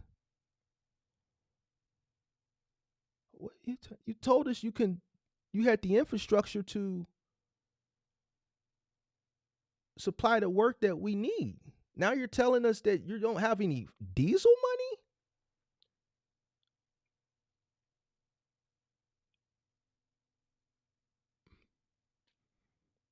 What are we talking about here?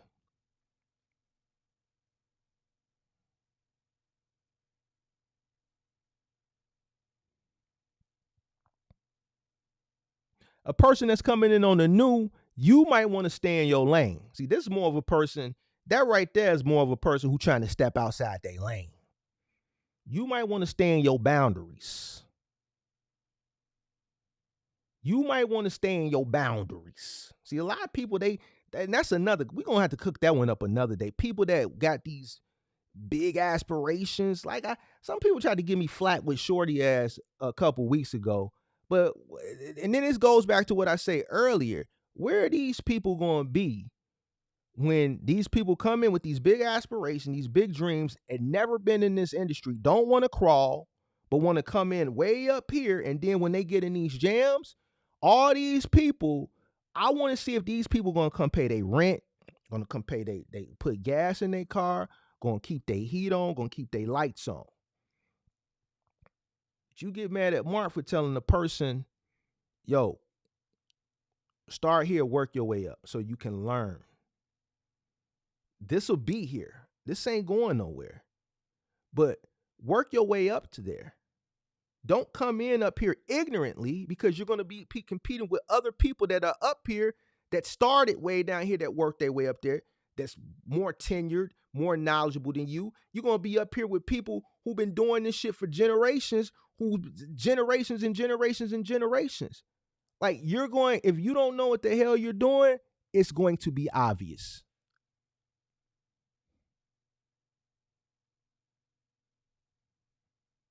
It's just like a person trying to come up here, drop the link, that don't know no better, like we see all the time. And then I just sit and let them talk. And the reason why I do that is because I know they don't know what they're talking about. I just let them talk. And then I cook up. You don't know shit, ain't even in the industry, and because somebody done told you something, and you heard something different over here, but what you heard somewhere else just sounds good to you. You want to come over here and try to spit that bullshit to me, but then I gotta turn you into a clip. Hit the like button. Hit the like button. I gotta turn you into a clip. And then I break it down for you so eloquently that it makes sense, and you like, damn. You know what? That do make sense. I don't know why I thought that. Yeah, I was tweaking.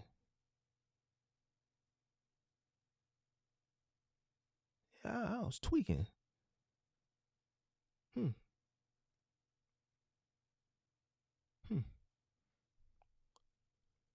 Experience is your best teacher.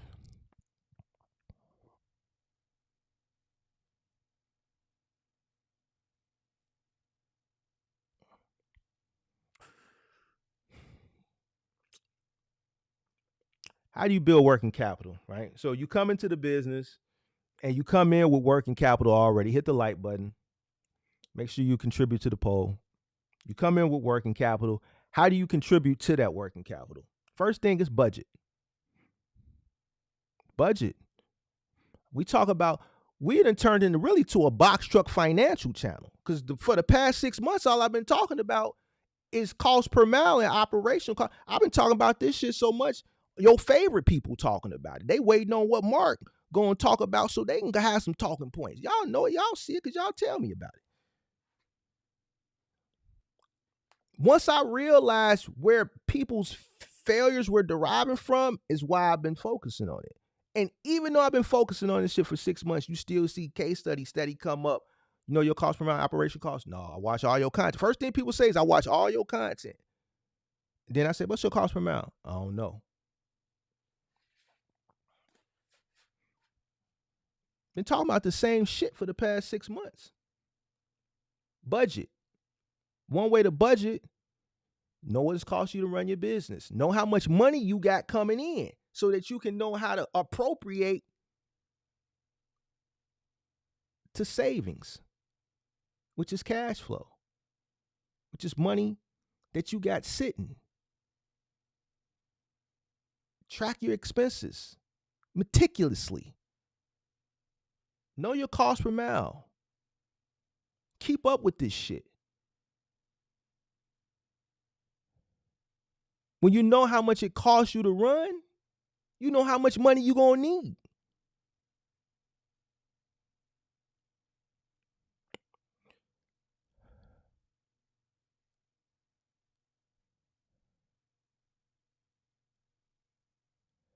Is somebody spamming the chat? Listen. Is somebody spamming my chat, Pippi?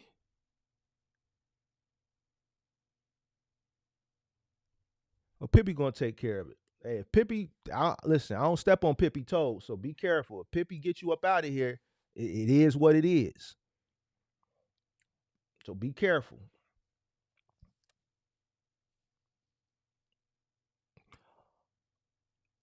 A portion of all profits should be going to cash flow.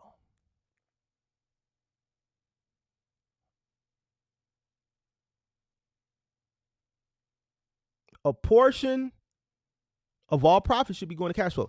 Each time you earn profit, as long as you're operating in the green, you should be allotting some of that to cash flow after you pay your expenses. We know we got Uncle Sam. We know you got to get paid. And we know the business needs to cash flow. The business needs to cash flow before you get paid. Hit the like button. Well, Mark, I've read and I've heard, that you're supposed to pay yourself first. Well, there's people that say you should pay yourself first, and then there's a bunch of people that say you're the last person to get paid. I come from the school where you're the last person to get paid. I'm not going to pay myself first and then not pay my workers if we're in one of those downturns. You are the sacrificial lamb for your business. You're the last person to get paid. Listen, how do you pay yourself before the business?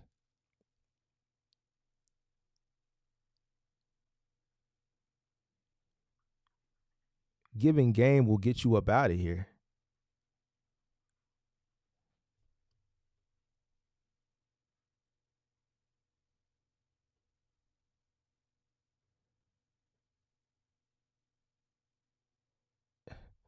How you making more money? How you paying yourself more than you paying your business?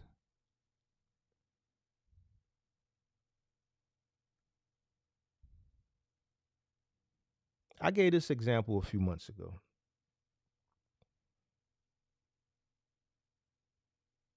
Look at Tesla. Look at Amazon. Look at Google. Look at Facebook. Look at all the big tech companies. Look at Apple. Look at those companies' market cap, and then look at the net worth of the founders.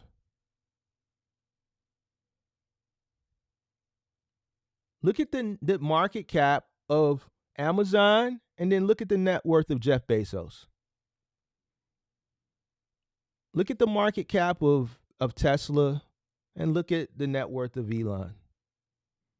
Look at the market cap of Apple, 3-point-some trillion, and then look at the net worth of Tim Cook. Does the net worth of the founder or the CEO of those companies, is it greater than the market cap of the company?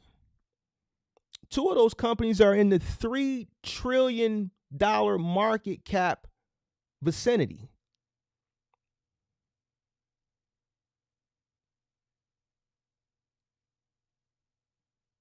Last time I checked, Amazon, 3.9 trillion, right? Jeff Bezos, last time I checked, 100 and some billion.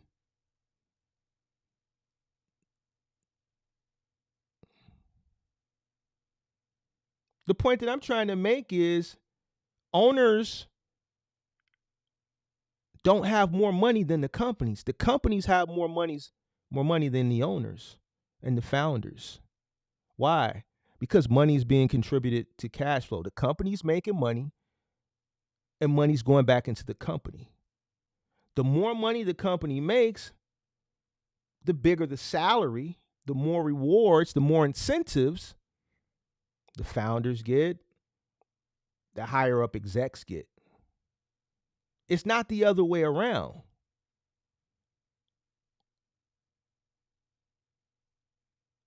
The business can't sustain if you're pumping all the capital into the founder. So why are you telling me this? Because the business should be cash flowing more than you. The business should be making more than you. The business should have more than you. So many people rob from the sustainability of their business. We see that. I show that all the time.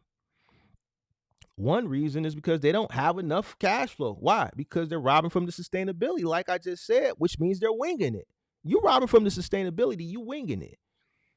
If you have to take money from the business to cover the cost of your personal life, like so many people say they have to, you're winging it. So if you put you're good, you're wrong. If you're taking money to pay your bills at the crib, you're winging it. Because if you were business was making enough, or if your cost of living was lower, whichever way, you wouldn't have to rob from the sustainability of the business to cover your living expenses. You should be able to pay yourself a handsome or fair salary. That salary that the business pays you should cover your living expenses, whatever they are, and money into cash flow, and then you got money going to Uncle Sam, right? The business should be able to cash flow, and you should be able to sustain your personal living. The business should be paying you enough. If the business can't pay you enough to sustain your personal living, that means your business needs to make more money. So who makes the sacrifice? Who gets neglected? You get neglected. The business don't never get neglected. The business always gets taken care of.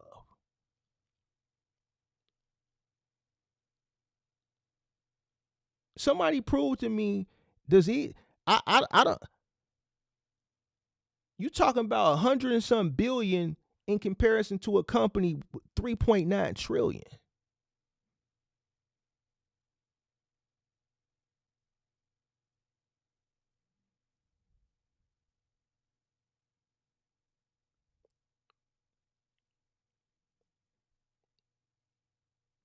You don't get to that point by winging it. You don't scale a business. You'll never scale a business winging it. Here goes somebody saying Rhodey will kill your business. Listen, y'all are tweaking. All that seriously, that Rhodey shit. Y'all really think that I'm like, come on, man. Let's be serious here. I live downtown Chicago. Everybody that's in the comment section is watching that Rhodey series. That's for content. The first day I made $150. I put it in the gas tank. Yesterday it was 100, not even $100, $115. Went in the gas tank, shooting content. Stop thinking I'm out here shooting Rhodey videos to pay my fucking bills. That's what I'm saying. Like, common sense, bro.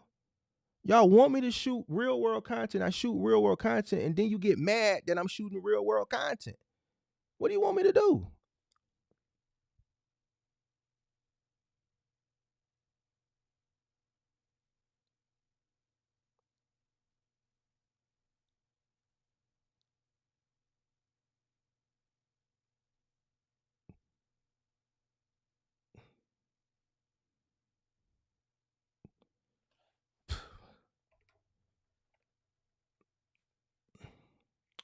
Where did I leave off at?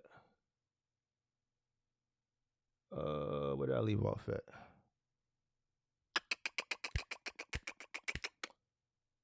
Working capital. So you got to have working capital. You got to be able to sustain. All right. Same thing with your business. Same thing with personal life. The same way you budget yourself in your personal life, you don't live above your means. Or you try not to live above your means. A lot of people live above their means. Why? Because they want to impress a chick, or they trying to impress. A lot of dudes out here trying to impress other dudes. So you go live above your means. But most people that got common sense, they don't live above their means. Because they know they want to keep a roof over their head. They don't want to be homeless. They know they want to keep their lights on. They know they want to keep their gas on. They know they got to eat. So they budget. How you budget in your personal life and then you don't budget for your business?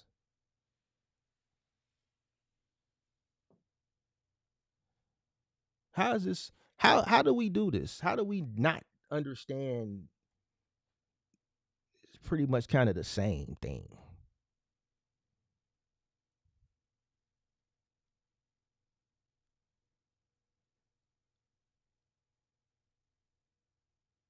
You budget your personal life, you budget your business.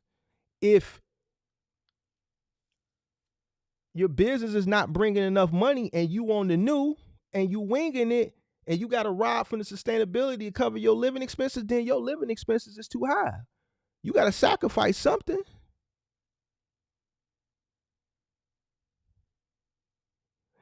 If I was to enter into the box truck business right now, doing what y'all doing, you OTR, middle mile, final mile too. One truck, 26 footer, final mile, OTR, whatever. I would definitely have to lower my lifestyle. I wouldn't be able to afford the way I live. I couldn't afford it. It wouldn't bring in enough money. $5,000 a week ain't gonna cut it for me. So if I wanted to come in and say, listen, I'm gonna come in with a 26-foot box truck, and the revenue from that 26-foot box truck, I have to sustain the business and I have to sustain living. I wouldn't be able to pay myself enough to sustain the cost of living that I currently have. So that means if I want the business to thrive, if I want the business to grow, I'm going to have to put more into the business, which means I'm going to have to lessen my cost of living. If I don't, I'm going to find myself draining the money that I did come in with, the working capital I did come in with, because I'm going to have to rob from the sustainability of the business. I won't be able to cash flow the business because I'm taking it to pay these high-ass bills.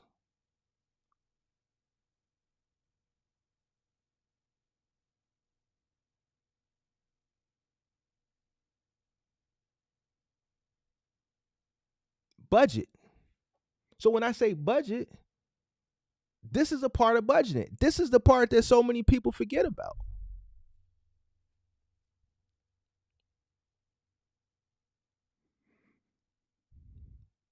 Your favorite people don't talk about that.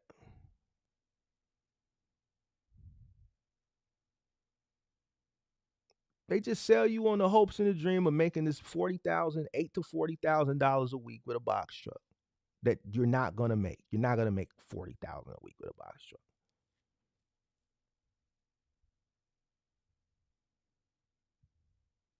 All right.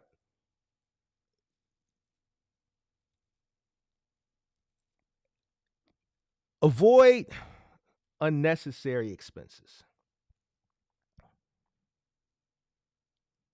No Hellcats. Just because you got a business don't mean it's time to go buy a Hellcat. No luxury cars, no trips, none of that shit. You can't afford it at the beginning. I see a lot of people do that shit though. To me, I don't get it. I don't understand it. Some people think, oh, you got a business. That means I'm on my way now, so I can trick a little bit off. That's wrong.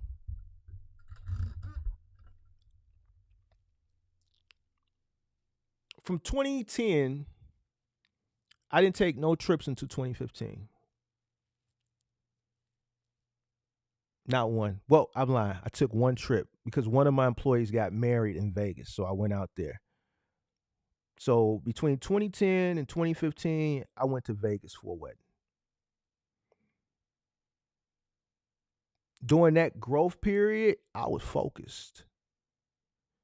I didn't have time to get away. The money was there at that point, but I didn't have the time. Still building, still growing. Wasn't splurging.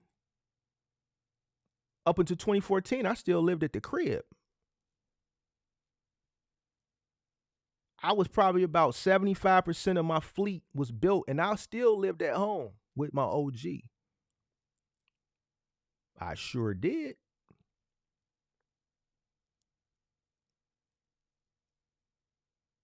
Girl gave me an ultimatum and everything. Said, if you don't leave in 6 months, I'm dumping you. She dumped me because I didn't leave.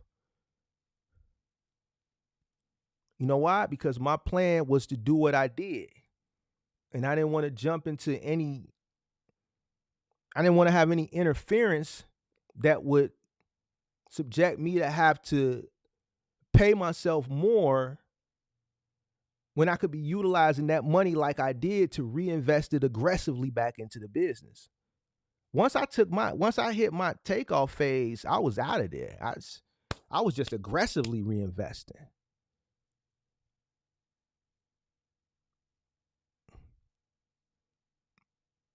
When it became time to start, rewarding myself, I knew in that time, but it wasn't before I got to the goal that I had set. And I was preparing myself along the way. When I did leave in 2014, September 15th of 2014, I bought a place. And I'm still here today.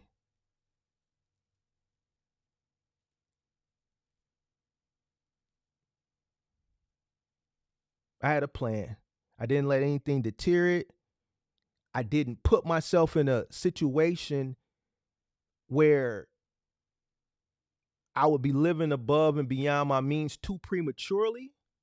Because even with that, I wanted to make sure that if anything happened, I would still have enough to withstand whatever, the future would throw at me. Because now I got more responsibilities. I got the business to sustain, and then I got a cost of living now, which I have to start making sure that I pay myself more money, which the business can afford, so that I can pay myself handsomely, that I can, sustain my cost of living. But not before I utilize that money to aggressively reinvest it back into the business.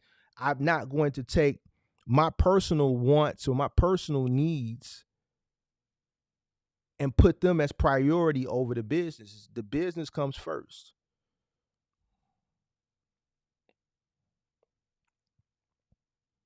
And if that means sacrificing people as far as relationships, so be it.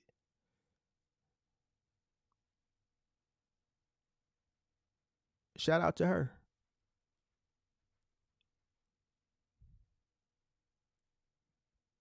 I'm gonna always put the business in the bag before anything. Period. I don't give a goddamn what. My OG will tell you that. My mama will tell you, Mark gonna put that money before anything. Like I said, I ain't got no choice. I ain't no middle American. I'm from the crib. Ooh, and it's expensive too. Let me explain something to you. They don't call it Crook County for nothing. Listen, we got to get to it here. That's why you want to live comfortable here, you got to get to it. Ain't no cheap cost of living. Now, everything is expensive. We go to the grocery store, the bags, we getting taxed on the grocery bags that they bag your grocery in. They taxing us on that. So I'm always going to have streams of revenue and money coming in.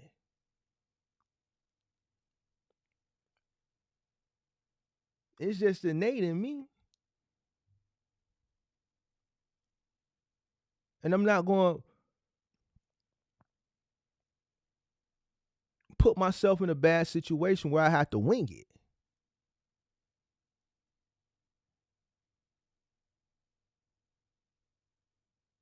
I'm going to make sure that I invest in something I know what I'm investing in.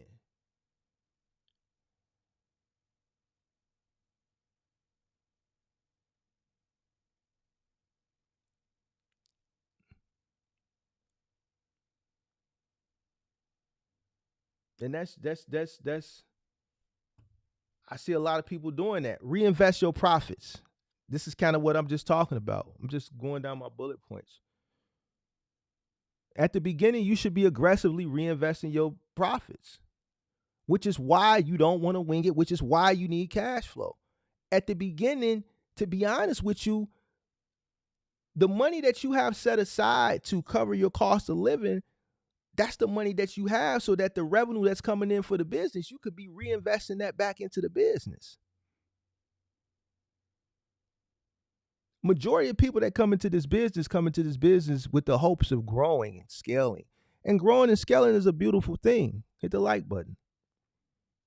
It's a beautiful thing to watch something, that you start from humble beginnings grow into something beautiful. Whatever your climax of scale is going to look like. Not everybody's climax is going to be the same.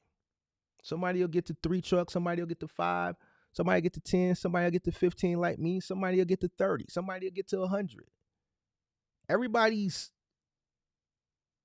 climax is going to be different, right? But everybody, majority of people want to come in, want to grow. There's some people that want to come in and just focus on one truck and just be a single owner operator. That's fine, but a lot of people want to grow.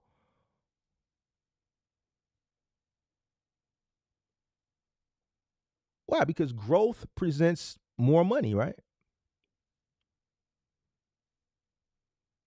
At the beginning is the time you should be aggressively reinvesting, especially once you hit your takeoff phase of the 5 stages of business growth. It's just like sitting at the blackjack table and you're betting moderate. You're betting moderate. You win 2 hands, you'll lose a hand. You'll lose 3 hands, you'll win 2 hands. You're not up, but you're not down either. You're playing moderate. The dealer is being fair. You're not pressing aggressively. Why? Because you don't see the reason to. You're winning 2 hands, you're losing 1. You're winning 3, you're losing 4. But then you realize you just won the last 5 hands. And all hands were 20. You start to press. You still winning. You start to press more aggressively. Why? Because you've realized that this is the run. This is the run that you've been waiting for. This is your opportunity. So now you strike. The shoe ends. The next shoe begins. They shuffle. The next shoe begins. You pick up where you left off. 20, 21, 20. You steady piling the chips. You taking the chips. You pulling them back. You stacking. You pulling some profits back. You win again. You take some profits. You stack it. You pull it back. You stack it. Now you in the green. You up. You get to a point where you got the chip stacked to here. You just let it ride. You playing $1,000 a hand. You win the next 5 hands. You lose the 6 hands. They take the 1,000. You up about 15 grand. The point is when you won those first few hands consecutively, back to back to back, you realized this is your takeoff phase. This is your run. See, a lot of people don't recognize they run. A lot of people didn't realize, 2021, listen, this shit ain't gonna last forever. Let me take advantage of all this money, sock it in the kitty, because market gonna correct itself. This shit can't go like this forever. But they go do it. They went and jagged the money off. They bought Hellcats. Those Hellcats is on the lot right now. They repossessed them. All them dirt bikes these mocks was flipping wheelies and shit through the streets. I don't see them like that. I saw them this summer, but not like how I did in 2021, 2022. Ain't no lines at the Burberry store. I can walk straight into Burberry. I can go into Gucci and see my sales rep. Shout out to Mikey Aguilera down at the Gucci store on Michigan Avenue. My sales rep. I don't have to wait outside no more. I can go down to Saks. I don't got to wait in line.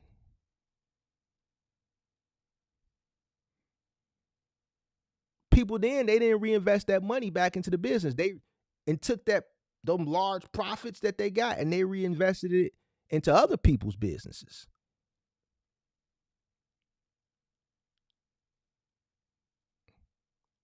So at the beginning, when you recognize your run, whenever it comes, because it comes differently for everybody, it might take you 3 years. It might take you 2 years. I grew gradually, and then 2014, that's when it happened for me. I couldn't do shit wrong. I couldn't do nothing wrong. I didn't pick up the phone. People was calling me. I never called Dynamics. Dynamics found me.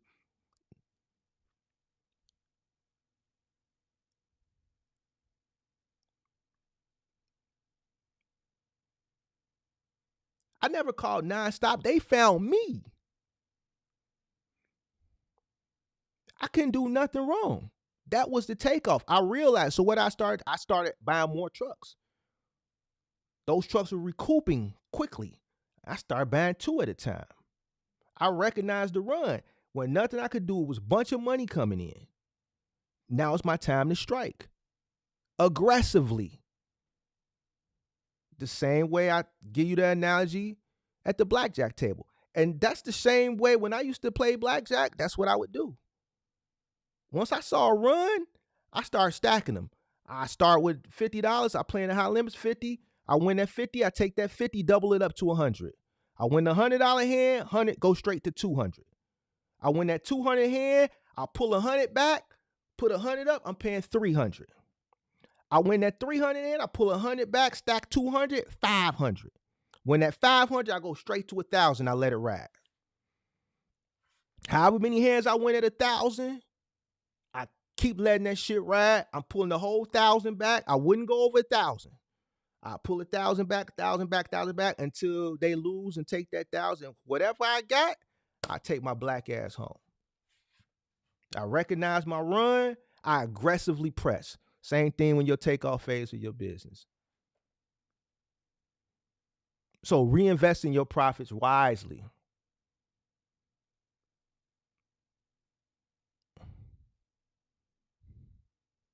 And when your takeoff comes, you got to be able to know. You got to be able to pay attention to your business. Because you could be in your takeoff phase and because you're not paying attention, you don't even know it. And then you missed it. Then you misappropriated all the money.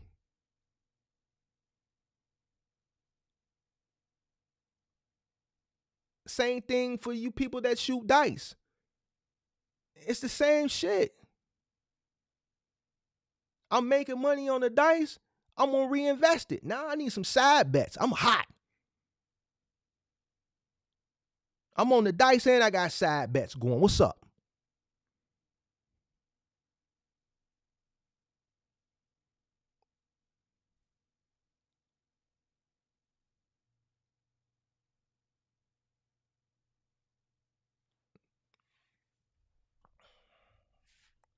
Shout out to Running Warrior. Shout out to Kelvin. Shout out to everybody from the crib.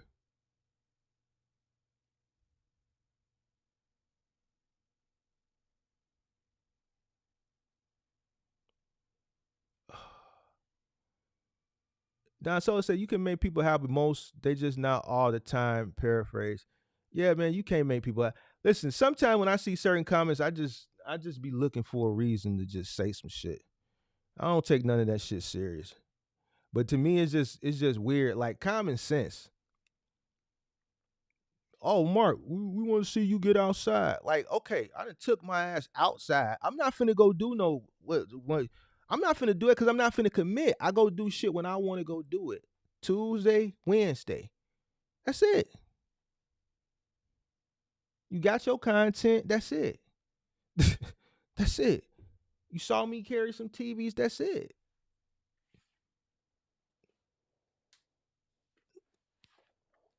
I'm not finna go work because you want to see it, man. You got to be out your cotton picking mind.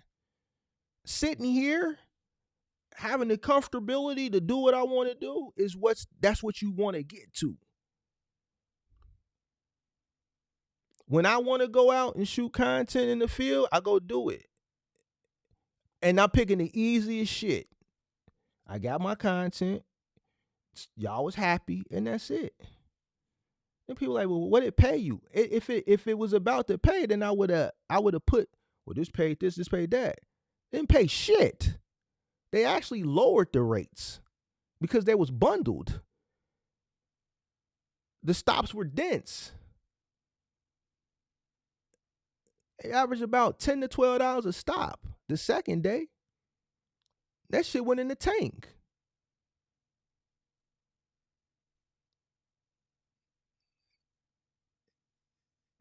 If it was about the money, I wouldn't have been doing it in the first place. If it was about the money, it would have been a waste of time. But to appease my audience, and as far as infield, real world content, there you got it. There you go. That's the best you're going to get. Now, I got a homie whose father passed, and he wants me to help him take a lot of that furniture out to take it to the Goodwill. Now, I'm going to utilize that opportunity to shoot some tutorial videos. So then they're gonna be saying, "Oh, well, man, Mark back on the moving truck." No, Mark doesn't have any tutorial videos because when Mark started building his channel, Mark had exited the industry. So this is going to present me with an opportunity. This is how you wrap a couch. This is how you wrap a mattress. This is how you wrap a chest. So yeah, I'm gonna utilize that opportunity and help him, but I'm also gonna utilize that time with him to, while I have an opportunity to do it at my own leisure and take the time to set the cameras up and do the tutorials, to do those tutorial videos, because I think I need those videos. A lot of people ask me, man, Mark, how do you wrap this? How do you do that? So now I can just direct them to the video. So, but man, people got like, come on now, bro. You didn't see me here for 2 days. That means because I was shooting that content in the field content. After I finish that, it's another app that I'm gonna shoot. I ain't gonna say who because I don't want nobody to jump the gun and beat me to it. I'm gonna do probably 10 episodes on that. During Black Friday weekend, I'm gonna go out and shoot that content. Do I get a feeling of nostalgia? Yeah, I get a little feeling of nostalgia. I'm like, damn, I miss this shit. But then once that cold started getting in my knees, I'd be like, shit, I'm taking my ass home. What are y'all talking about? This is enough content. They should be happy with this. You ain't getting no more content in the field this week. That's it. You probably ain't gonna get no more of them videos until Black Friday weekend. That's it. Shit, that cold weather, it's cold out here now. That shit getting into my knees and my hips. The hell?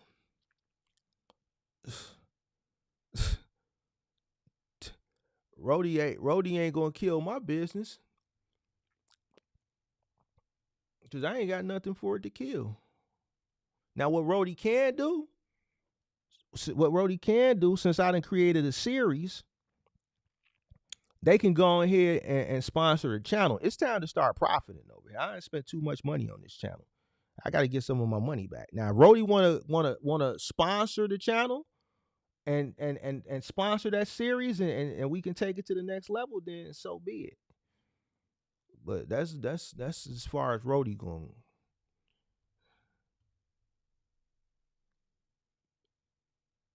You said show people how to book loads for what? Because then that would mean I would have to go do the work, and I'm not finna go do that. I'm not finna drive across the country. I'm not finna do that. That wasn't my lane when I was in business. It's final mile and moving. So I'm not gonna do that. I'm not gonna do that.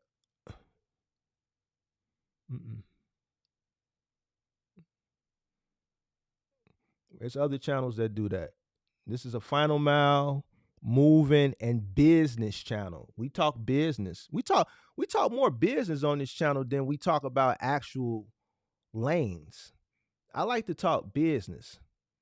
You know what I'm saying? Because I think that's what a lot of people are lacking, business. You know, yeah.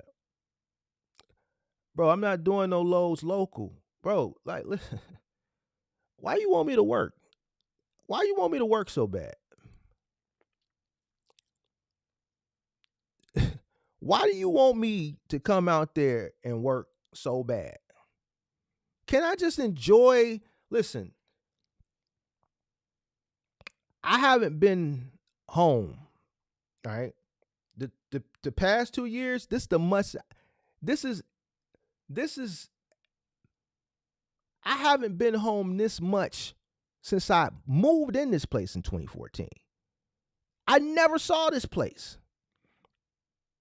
I would leave here about 5 in the morning. Some nights I wouldn't get back until 12:01 the next morning to go to sleep, to get right back up at 4 to be at the yard.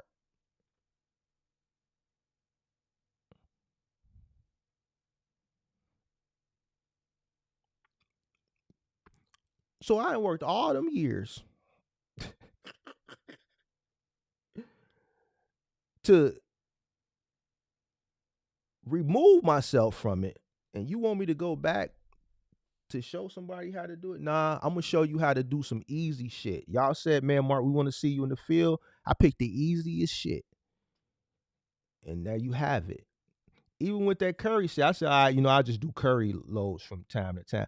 Man, skip all of that, bro. That shit taking me way out to uh shit. I was way out in Carpentersville. One of them videos, I was way out in Carpentersville. Man, it took me 2 hours to get back. Man, hell no. I'm not finna do all that. When I can just go to the yard, pick up the truck.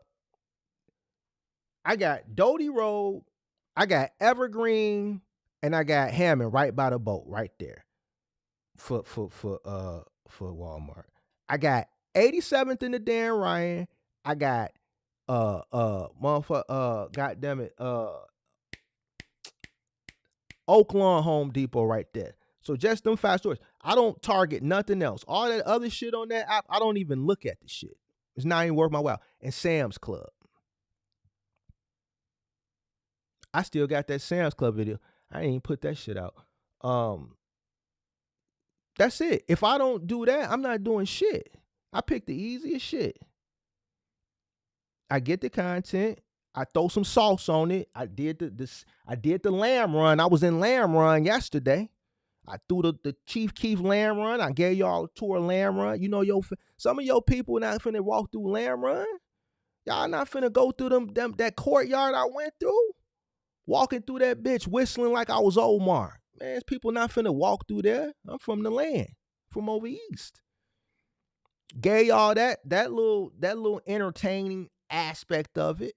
You dig what I'm saying? I did some TVs, and I brought my ass back to the crib. Curry had me way out there in Carpentersville. Man, it took me 2 hours to drive back. Man, I'm way past Randall Road. Some of y'all don't know what I'm talking about. I'm all the way up that. Man, hell no.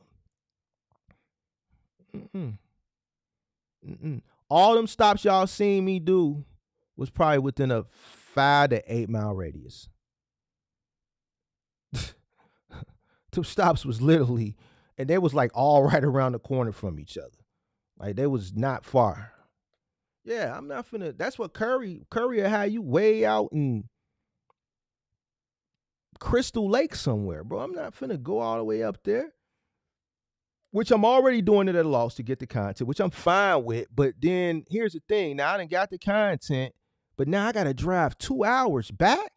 Hell no, bro. No, let me figure something out. That's why I did the roadie thing. All right, they want in the field content. All right, boom. I can cover these Home Depots and I can cover these Walmarts. And if I feel froggy like I did yesterday because the volume was there, I went to Bridgeview and I went to Bedford Park. So I picked up at Hammond, I picked up at Doty Road, I picked up in Bridgeview, I picked up in Bedford Park, and all that shit that came from Bridgeview and Bedford Park came over to Inglewood. That's why I was in Lamb Run, because Evergreen sold out. Doty Road had sold out of them TCLs. So had to pick up where the rich Arabs live over there in Bridgeview and bring them TVs back over to the hood. So them TVs didn't even come from Evergreen or Doty. Them TVs that was over by Lamb Run, them all came from Bridgeview. Oh, and Monday I picked up from Crestwood. Yeah, I ain't finna be going like, no, I'm keeping it tight. I'm keeping it in a tight little you dig. Straight up. Yeah, I ain't finna be running over to get that content. Hell no. Doing all that.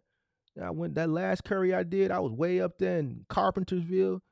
I'm riding down, goddamn it, 90. Then I'm stuck in traffic on 294, all that construction. I was stuck in traffic so long, I had to get off at the damn Oasis and pee. I had to get off at the Oasis and pee and get back on 290. I'm straight. I said, no, I got, hell no. Yeah, so you gonna get roadie, and then I'm gonna find me another app that I'm gonna feature probably at the beginning of next year. You know, if I can't on board to this app, then I just do a season 2 of roadie, and then I give y'all that infield in real world experience content. Yeah, so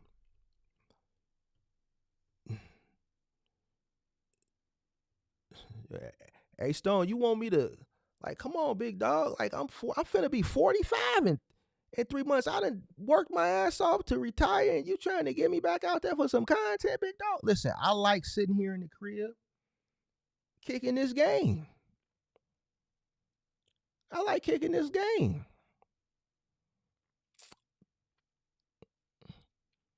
This is cool. I like this. At first, I'm like, man, the hell, but now I starting to like it. I'm starting to like it. This is all right. This is all right. This is all right. You know, I like this. So let me enjoy this, man. Damn. God damn, like shit.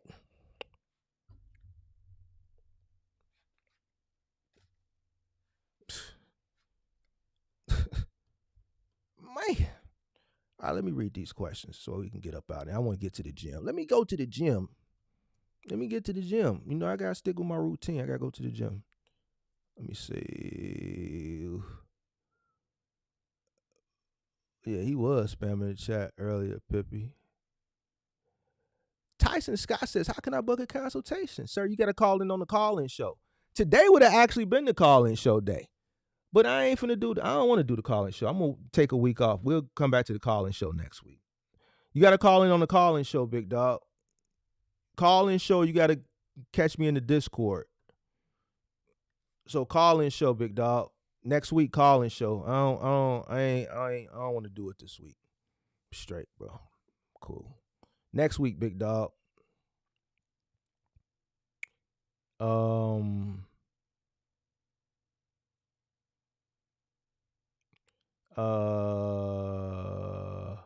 can't hear me say they got money for a sack in the new Jays. So, ooh, and they did a shock drop on them number 3s. My homie sent me the link earlier. Ooh, you know I copped them. Got them.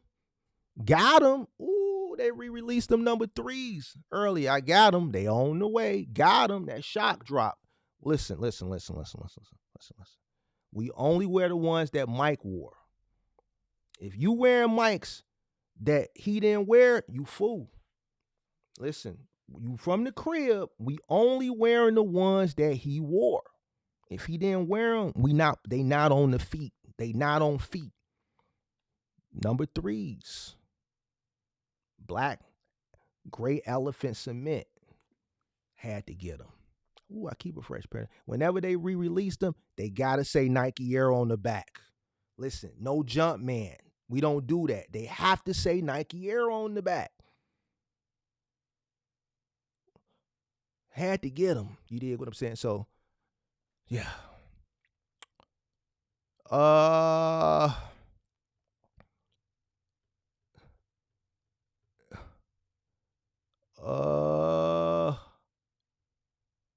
right.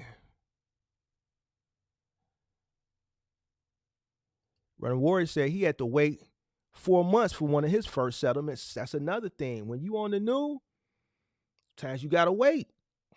This is what I'm talking about. See, experienced people will tell you this. That's why it's good to talk to experienced people, because we have stories we can tell you. We have enough years in the industry where we've dealt with a lot. We've seen a lot. You know, and you know, a lot of people that are in the space, you know, they don't like when I say this. But individuals that have more tenure have more experience in the industry that they can talk about. It's just what it is, you know what I'm saying? It's just what it is. So, you know, there's plenty of accounts I had to wait on. You know, there's times when we never got paid. I gave you an example of one of them, and these are reputable companies or were once reputable companies. Then there's some times where you got to wait. You're a business. When you're dealing with, the bigger you become, you get to deal with bigger companies. Bigger companies don't pay you right away. They have accounting departments. They pay you once a quarter. So if Q1 is January 1st through March 31st, you still got to wait another month. Quarter ends March 31st. All right. So now April is when the accounting gets done. You're not going to get that check until the end of April, beginning of May. 30 days for processing.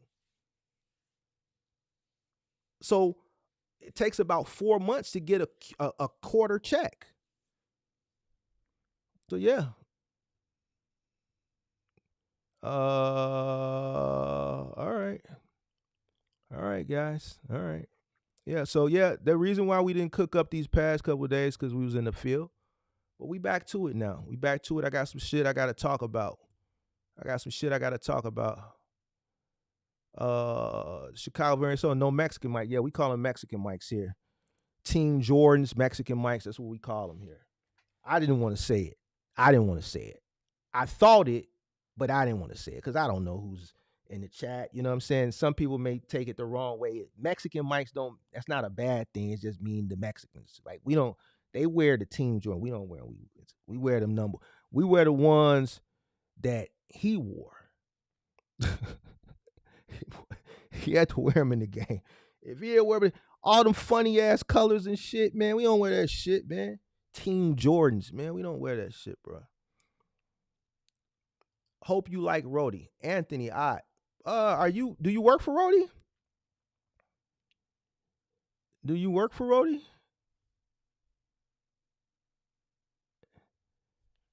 I said, is Rody okay? It's all right. Oh, I figured you work for Rody.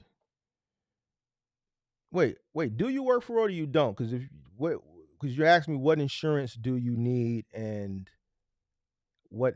So you work for Rody? You're a contractor. Or do you work for UPS? Do you work for Rody, the company? Are you an executive? Do you work there at Rody or at UPS? Not as a contractor. I'm asking you, do you work for the company UPS? Oh, so you're a contractor. Okay. All right. So my thoughts on Rody. I said I was going to do a live stream about, my POV experience, right? That's why I shoot in POV, and that's why I call it POV experience. But I'll give you a little jump.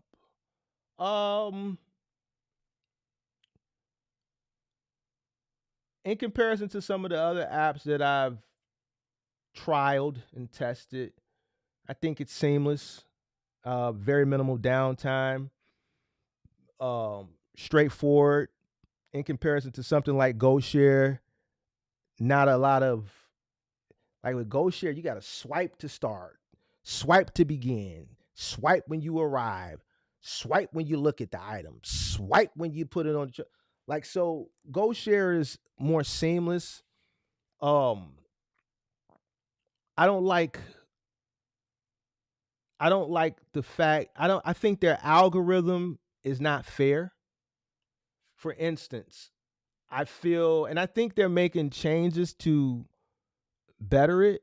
For instance, if I'm out and I'm shooting content, I want to make sure my content is good. I want to maximize my experience. So if I'm out and I'm working, then let's work.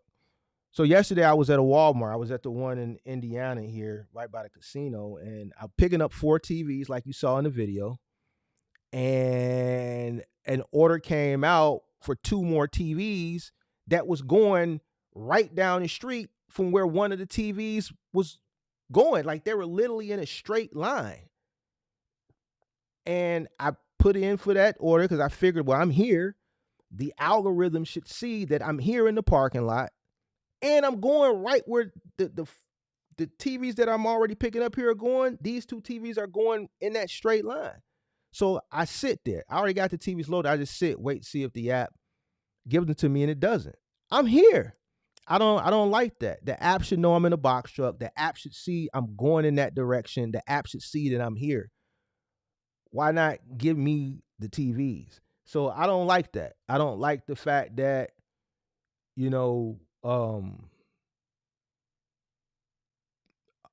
people are pulling up, I see, in smaller cars trying to take these TVs, and they can't. So for a person who's doing this to supplement their income, or a person who's doing this to which to make a living, which is what I'm going to talk about in the review video I do. I'm going to talk about you shouldn't be doing this to make a living because it's not sustainable, especially in this market. Like, there's no way you're going to make a honest living and be able to sustain doing this shit. It's just too unpredictable. I don't think it's I don't think their algorithm, I think their algorithm has flaws in it. You know, if you have different levels of orders, small, medium, large, extra large, and then huge, like those huge orders, like box trucks and cargo vans, like why are you letting people manipulate the technology and pulling up in cars because they see these higher ticket deliveries and they can't fit them? Like, bro, like for instance, Monday is when the sale started. So Tuesday is when all the orders would come. It was just orders popping up all day. Like, I didn't even put all the orders that I did on that first video. I just got tired and I just didn't want to edit no more because I get motion sickness when I edit. I get motion sickness. That's why I can't really play video games and shit. So I hope y'all appreciate when I edit those videos. It's easy for me to stream. I don't get motion sickness when I stream, but when I have to edit a video, I get motion sickness. I can't play Call of Duty. I can't play like Modern Warfare. I get motion sickness. So I hope y'all appreciate those videos that I got to edit because I get motion sickness every time I do them. I start feeling queasy and shit. But I think it's unfair that people can manipulate the system and pull up in a small car, and you know, a person who is in a larger vehicle whose operating expenses are higher that's competing on the app has to still compete with the person in a Prius that's going to strap a 75-inch TV to the top of their, like, some of these stores need to start telling these people no. I need to tell these people no. If you see somebody pull up in a little bitty car, you shouldn't let them strap that shit on top of the hill. Like Evergreen, they don't care. They don't care. That's if they bring your shit out to you. You may have to go in and get your shit at that store. I think the algorithm is unfair. As far as everything else with Rody, I think in comparison to, but here's the thing, you said you only haul if it fits, but you're predetermining if it'll fit or not because I'm hoping you're reading the scope and you're not accepting things that you know you won't fit. For instance, this is the story I was going to say. The other day, there was an order for a 90-inch or 85-inch TV. I think no, it was 100-inch. It was that 100-inch TV that they got, that on TV. I knew it was 100-inch because I looked at the weight and the dimensions was 94 inches or whatever. So I knew it was the 100-inch. I said, okay, I know they're going to let me get this. I was already on the east side of Chicago, so it would have been my third time going back to Hammond that day, but forget it. They didn't let me get it. They told me no. So now I've done made my way. About 10 minutes later, it sends me a notification said, hey, this gig has been reposted.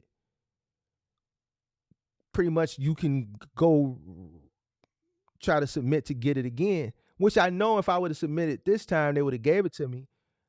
But I wasn't on the east side no more. I was on the other side of the damn right. I wasn't going back there. It's not that serious to me. It was cool when I was in the area, I would have picked it up, but I'm not finna double back. You know what I'm saying? I got enough content. I'm not chasing it like that. But someone picked it because they saw $30 or whatever it was. And then when they realized that it was 100 inches, that they couldn't fit it, they canceled it. As long as they canceled it before they arrived to the store and accepted it and swiped to arrive, which will lock them, they sent it back. I feel like something that's 100-inch TV, like the app should even show that to someone that's not in a cargo van or a box truck. I don't give a you should Escalade, a Suburban, you're not fitting a 100-inch TV in it. You're not. I went in the store, I saw the box. The box is stretched across 2 pallets. The pallets are the long way. The box is that big. The box, I measured the box, was about 76 inches long and wide. Wide, rather. You're not putting that 100-inch TV in the back of a SUV. It's just not going to fit. All right. You need a cargo van or a box truck. So the fact that they're showing that to people who don't have these two vehicles is asinine to me. I don't agree with that. So, but other than that, I think the app is good. I think it's seamless. I think it doesn't have any downtime in comparison to Carry and GoShare, because those are only two apps that I've tried thus far. I think it's the best. I think it's the best. So,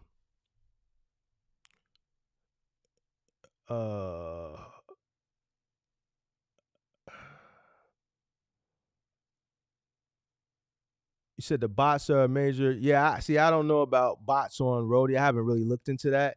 For the most part, honestly, Monday when all those TVs dropped, every store that I submitted an order to, they gave it to me except Evergreen. So they created a route for me. So I went to Hammond, I went to Doty, then I went to Hammond, then I went to Crestwood. No, I went to Hammond, then I went to Doty, then I went to Crestwood, and then I started delivering, and then I went back to Hammond, then back to Doty, and then delivered the rest. And then they were still sending them, but I was done. I wasn't going to be delivering TVs all day. And then Tuesday, they gave me everyone except Crestwood. They gave me Hammond, they gave me Doty, they gave me Bedford Park, Hammond, Doty, Bedford Park, and then I went to Bridgeview. Even non-peak, when I was shooting content, I was going to those stores. Whenever I bid or submitted for a TV, I would get it. The ones that aren't kind to me are Home Depot. And I don't know if that's because the Home Depot on 87th Street, they got mad at me because that first video I shot in there, they got mad at me, and they still mad at me. You know, they look at me crazy when I go in there and they say shit to me. That's why that's why I don't film it at. They was bad at me, bro. I might tell that story. They had LP waiting on me and everything, bro. They was mad at me, bro. They was mad. They were really mad. I might tell that story one day, but yeah, they ain't too kind to me. Ever since then, you know, it's like a hit or miss for me with Home Depot ever since that day. So I don't know how that works or if they control it. They say they don't, but you know, it is what it is. All right. Any questions?